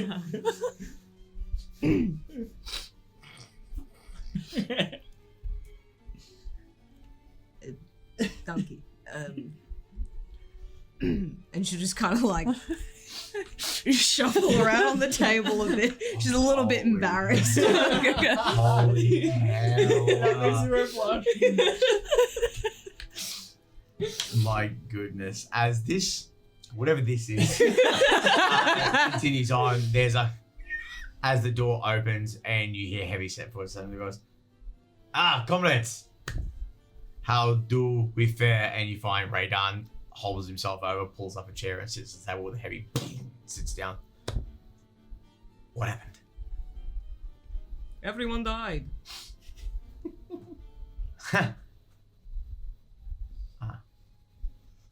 Look, Oh, you're serious? Deadly. so followed the directions you'd given us, and we've taken care of the monstrosity that unfortunately, based on these I items, pull out the letter as well from the thing and say, whatever this creature was, it also managed to take down a small squadron of soldiers. You're welcome. Maya looks at the letter and looks to the keys, the bear trap, the bracer. And you killed it. You got rid of it. That's not to say there might not be more around. It was an enchanted fucking tree, for crying out loud. There could be many. Well, the information alone is enough to help us prepare should one of these creatures come back. You said like a tree, like an actual. You are. Druidcraft, like a Yeah. small little version of it. Yeah, like a little mini version. vines. Like about that size. Oh. Well, that's quite scary to know that even our shrubs are out to get us, huh? Huh? And he like hits Daria on the plate. You're like no one at the table's laughing. Tough girl. But he goes, look, I think that's ample enough. Good. Look, the implication here is if it wasn't some possessed tree shrub thing, you've gone out and just killed a bunch of soldiers and my trappers and just stopped it here. And I really don't think any of you are that cruel and or that stupid. So I'm going to consider that a job well done. So wow, dude. Wow. Prick. But he goes, now as far as the rooms taken care of, any supplies you need for travel, we're more than happy to try and work out some sort of prices for you if need be. Are you still wanting the horse and cart for this trip that you're making, or Just the cart, if you have one. just the cart? Why we don't need the horse now? We'll take the horse. Well, I was going to say, we have one of the local millers. He generally takes his horse and cart out. He carries decent sized timber, so it won't be comfortable, but it'll get you where you need to go at a quicker pace than walking barefoot, if you know what I mean. So if that's something you would like, I did speak to him. He says he's happy to do it for a decent price, but that might be something you have to do with him, or unless you have an offer to make, I can quickly go talk to him. Would this be just for the livestock or for the cart as well? Because we're happy to forego the horse itself if you can provide us with a cart. Well, as you say that, Daria chips in and goes, we have 2 horses. We just need wheels. Box and wheels, please. And he goes, if it's just the cart, I would take care of that myself. We have millers and carpenters here. We can just make another one. That's not a problem. If that's the case. It's generally the horses are the issue. If we lose horses, we're in trouble, and you'll get to the city. How the fuck you gonna get the horses back there? So, if you want cart, I can. He finally looks outside. Maybe one more night, I can get it to you by morning. Yes? Yeah, sounds good. I could use a rest. I think, judging by this story, yeah, I agree. Okay, I'll take care of the rooms for you. You feel free to do what you need to do. And I'll be back here same time tomorrow morning, around, where the sun begins to rise up. Yep. Sounds good. Wonderful. Well, from the bottom of my heart and that of my people, I appreciate the work you've done for us. And we'll not go forgotten. If you find yourself back around these ways, we'll look after you. Da? Yeah. Straightens up, gives a tip of the head, and begins to... while he walks to the bartender first, you hear them mutter something, some coins are exchanged, and then he leaves with another tip to you all. Hugo makes sure to grab that letter back before he leaves, if he didn't leave it on the table. He only took the things that mattered to him. He took the keys, the trap, and he did take the bracer. More so, Zero would probably get this, maybe even Zeph. That's more of an insurance thing. People come sticky beaking around if they possibly know where the soldiers went. It's good to have. Yeah. But Unless he goes to grab the trap, can we keep the trap as well? Roll persuasion check. Not good at these. I know, but he's... Nah. He's going to roll insight to see where the nature of the question came from. That'd be a 5. And he goes, sorry, but I think one of the last few things that our trappers used, I think their families No, I understand. I appreciate it. If were their families missing? Were their families of them missing? They are towards the western part of town. I'm going to see them now that I know what's happened. Well, if you'd like to tell them that there is a small, dedicated mound of life growing on the remains that they can visit, and he pulls out his little hand-drawn map and points out roughly where. Cool. the Yeah, for situation sure. is. For sure. He makes note of it. He knows the area well enough to get an idea of what's going on. He goes, You'll recognize it. There won't be anywhere near as much color anywhere around the area. I'm sure they'll appreciate that, comrade. Thank you very much. He sort of just bows his head and then. That's what done it to you. And he begins to leave. But by this point, you're going into about 1 in the afternoon. And your rooms are paid for. Everything for your evening is paid for. So if you want to have drinks and food, there's a small tab available. I'll say it's basically, as long as you don't go too stir crazy, you'll be fine. What does everyone want to do going into your evening before we go to the nighttime, basically, to wrap up our evening? Zero personally will probably just get some dinner, doesn't drink with it. And unless any chit chat's directed towards her, once that's settled down, she will just retire. How about everyone else? I'm going to ask around if there's a cartographer or someone with a decent map. Unfortunately, no. Not in this town. You find a lot of the responses you get are a lot of us that come here to work and live. We generally don't travel out that far. It's not a big deal. There is one older woman who does deliveries to the city and back, and she would often stop off at a town called Sindrafen. She's basically that out on my map. I believe it's actually already on. Yeah, just to, yeah. Just because he's putting the map together himself. So Exactly right. Yeah. So you mark down the town of Sindrafen. But she does mention that she only sometimes stop in there if she has to. Sindrafen, it's not out of the way. It's on the path, but it's like if there's no need to, maybe she'll go do some extra trade, but not really that often. Otherwise than that, that's literally the only trip they really make. They don't do a lot of trips to the north towards like the Drop or Hanging Rock where you've been. It's just...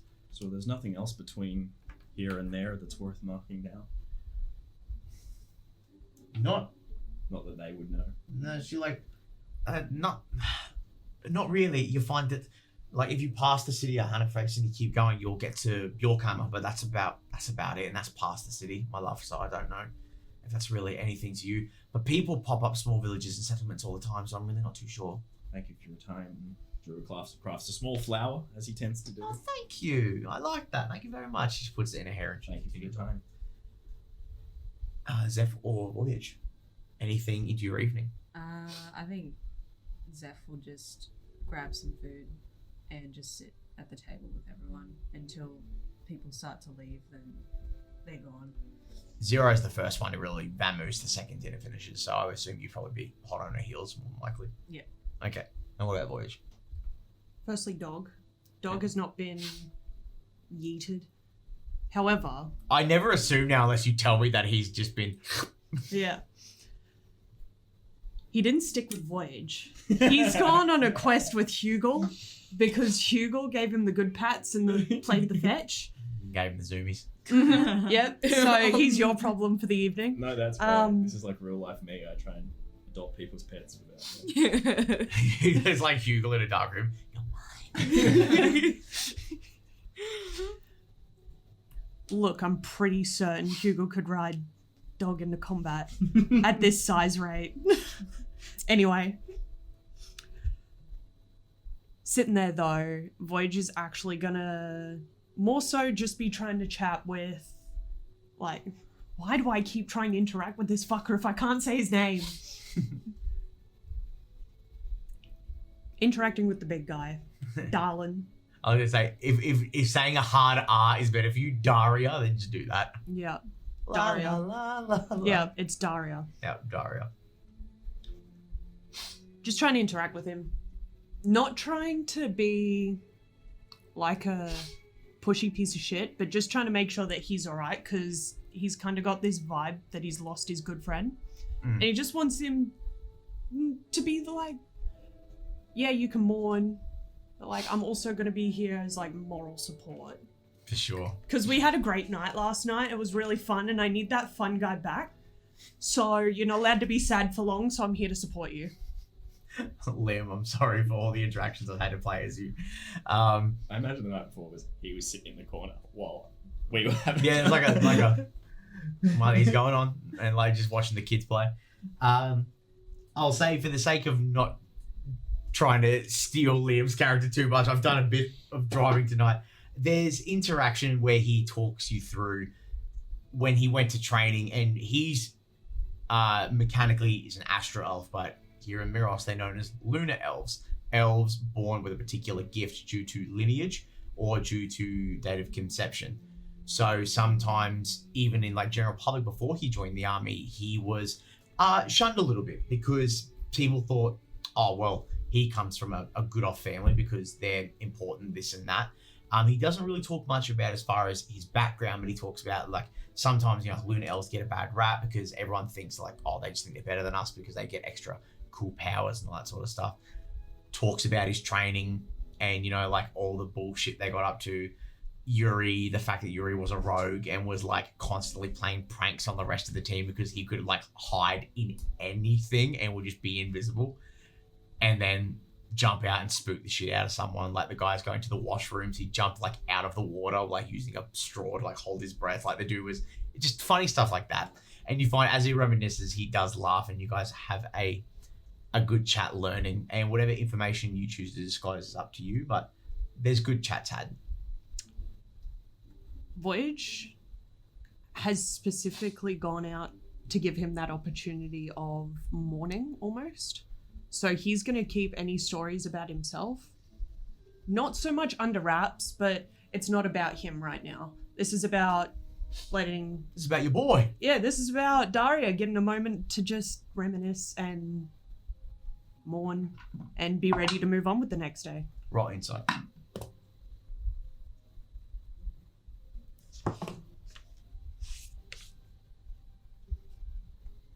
I can math. I can do it. If you stare at it hard enough, the numbers will come. That's a 13. Even not through Daria himself, you can feel the mood overall alleviates and becomes a bit easier to just breathe out. And it gives a nice lead into a calmer night before you guys all go to retire. Zero, would you have brought the stone with you from your home? Yes. You feel the in your back pouch as the stone begins to vibrate. How hot on the heels was Zeph? Pretty hot. Feeling it. I got one job. Feeling it vibrate in her pocket, she steps out for a moment and shuts the door and sort of leans her back against the, like just sort of leans her back against the wall in the hallway, and picks up the rock core. Yeah, so it's like a small like speaking stone. Yeah. So I actually don't know how mechanically sending stones or speaking stones work in D&D, but a lot of the ones I see, it's always just cross chatter, and it just makes more sense to me. So we're just gonna roll with that. Yeah, exactly right. So let me just make sure I've got my right stuff. You get the vibrate, and it's like this little blue rune, and it's Valrus's initials. Like a carved V in a circle with like little intrinsic bits, and the runes, and they shine blue. And you hear it's like, is now a good time, Mama? Now's as good a time as any, son. Okay. How are you? Faring, I'm going to be home soon, by the way. How are you, though? I mean, you know, I'm going. It's busy, you know, trying to do, you know, all this documentation and tracking and keeping everything in place. It's a lot, but I'm going okay. I looked into this thing, this big amounts of money, and I was able to find something that kind of stood out. I guess, working with documents and things, people trust me to look through their papers and not really bother. So it kind of worked out good for me. But I've been finding bi-monthly payments of 30,000 gold pieces. And it says it's for security and law enforcement bonuses and funding. Does that sound like something? Yes, it does. Is that all you have found? Normally documents like this, they're signed by a name and by what delegate or representative of what delegate signs these papers. All it says is on behalf of the Hannafresh City Council. There's no name, Mama. I don't know who it is. Do you recognize the handwriting? No. All right. What I want you to do is I want you to commit that handwriting to memory, even if you are able to make yourself a forgery of adequate quality so you can reference to it. And without endangering yourself, as you look through these documents, I want you to see if the font reappears with a name hopefully attached to it. Can you do that for me, son? What name are you looking for, Mama?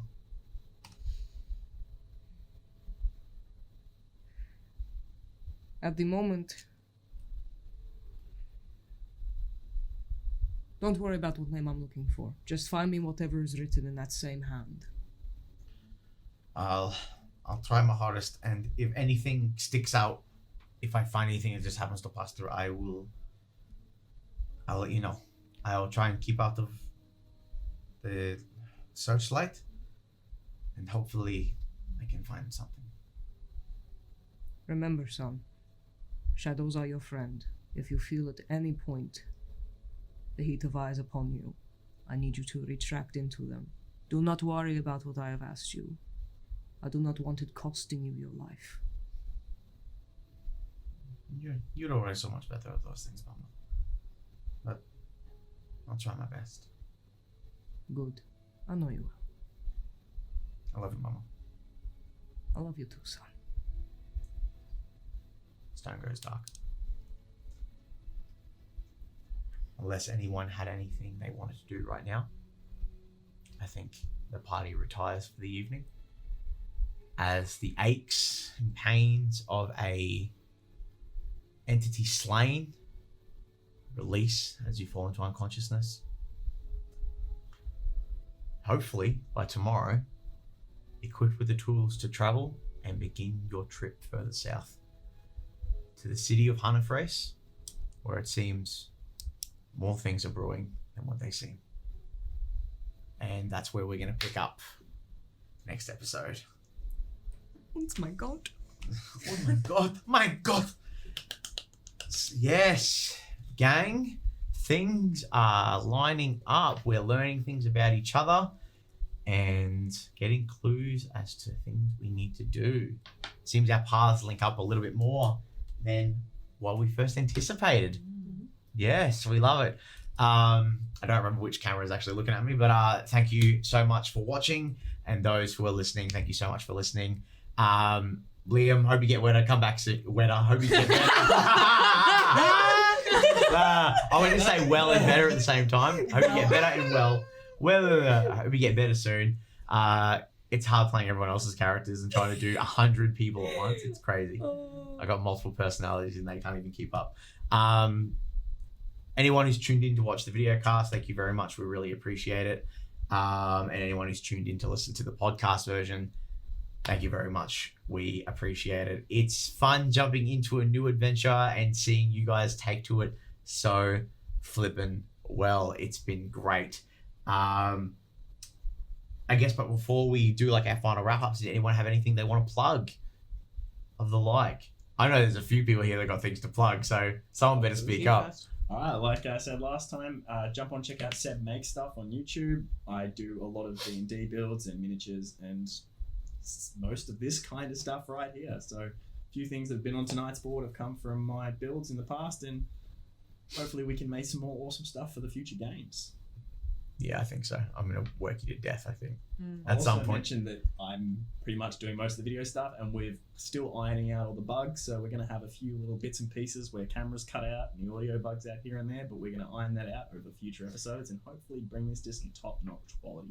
Yeah, audio is more my department, and we seem to be having some sort of technical error where the lines were crackling. So you'll find that some of the audio swaps in and out of camera and mics, but you do what you can with what you got. Got to get that fixed. But yeah, anybody else? May, we're going hot with Dungeons and Nerdettes. We will be on Spotify, so make sure to check us out then and there. It's the point for me. Barker. Barker. Oh, we love it. Bailey. All caffeine, no talent. It's in the name.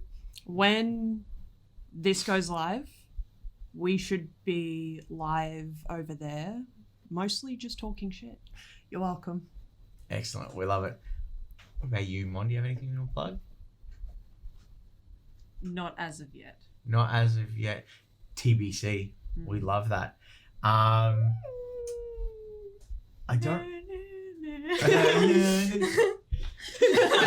I don't know if I really have anything to add. It's like, thank you for helping bring the terrain to life with the maps. Shout out to Pocket Bard, which is the app that I use for our music. I know it's a bit hard to hear in right now because we're just running it off a speaker, but we are working towards getting that split, so it'll be something that's in the actual audio background. But it is a live app system that just allows you to do cool shit. You can go into combat music and sound effects and all that sort of stuff. It's really cool, and you should get on it. It's incredible. Other than that, I think we're golden. I can't remember it, and if I do, I'll remember it at 1 o'clock in the morning when this is done. But in the meantime, that's Tomes and Tales. We're going to wrap up for the evening, and we'll see you at our next session.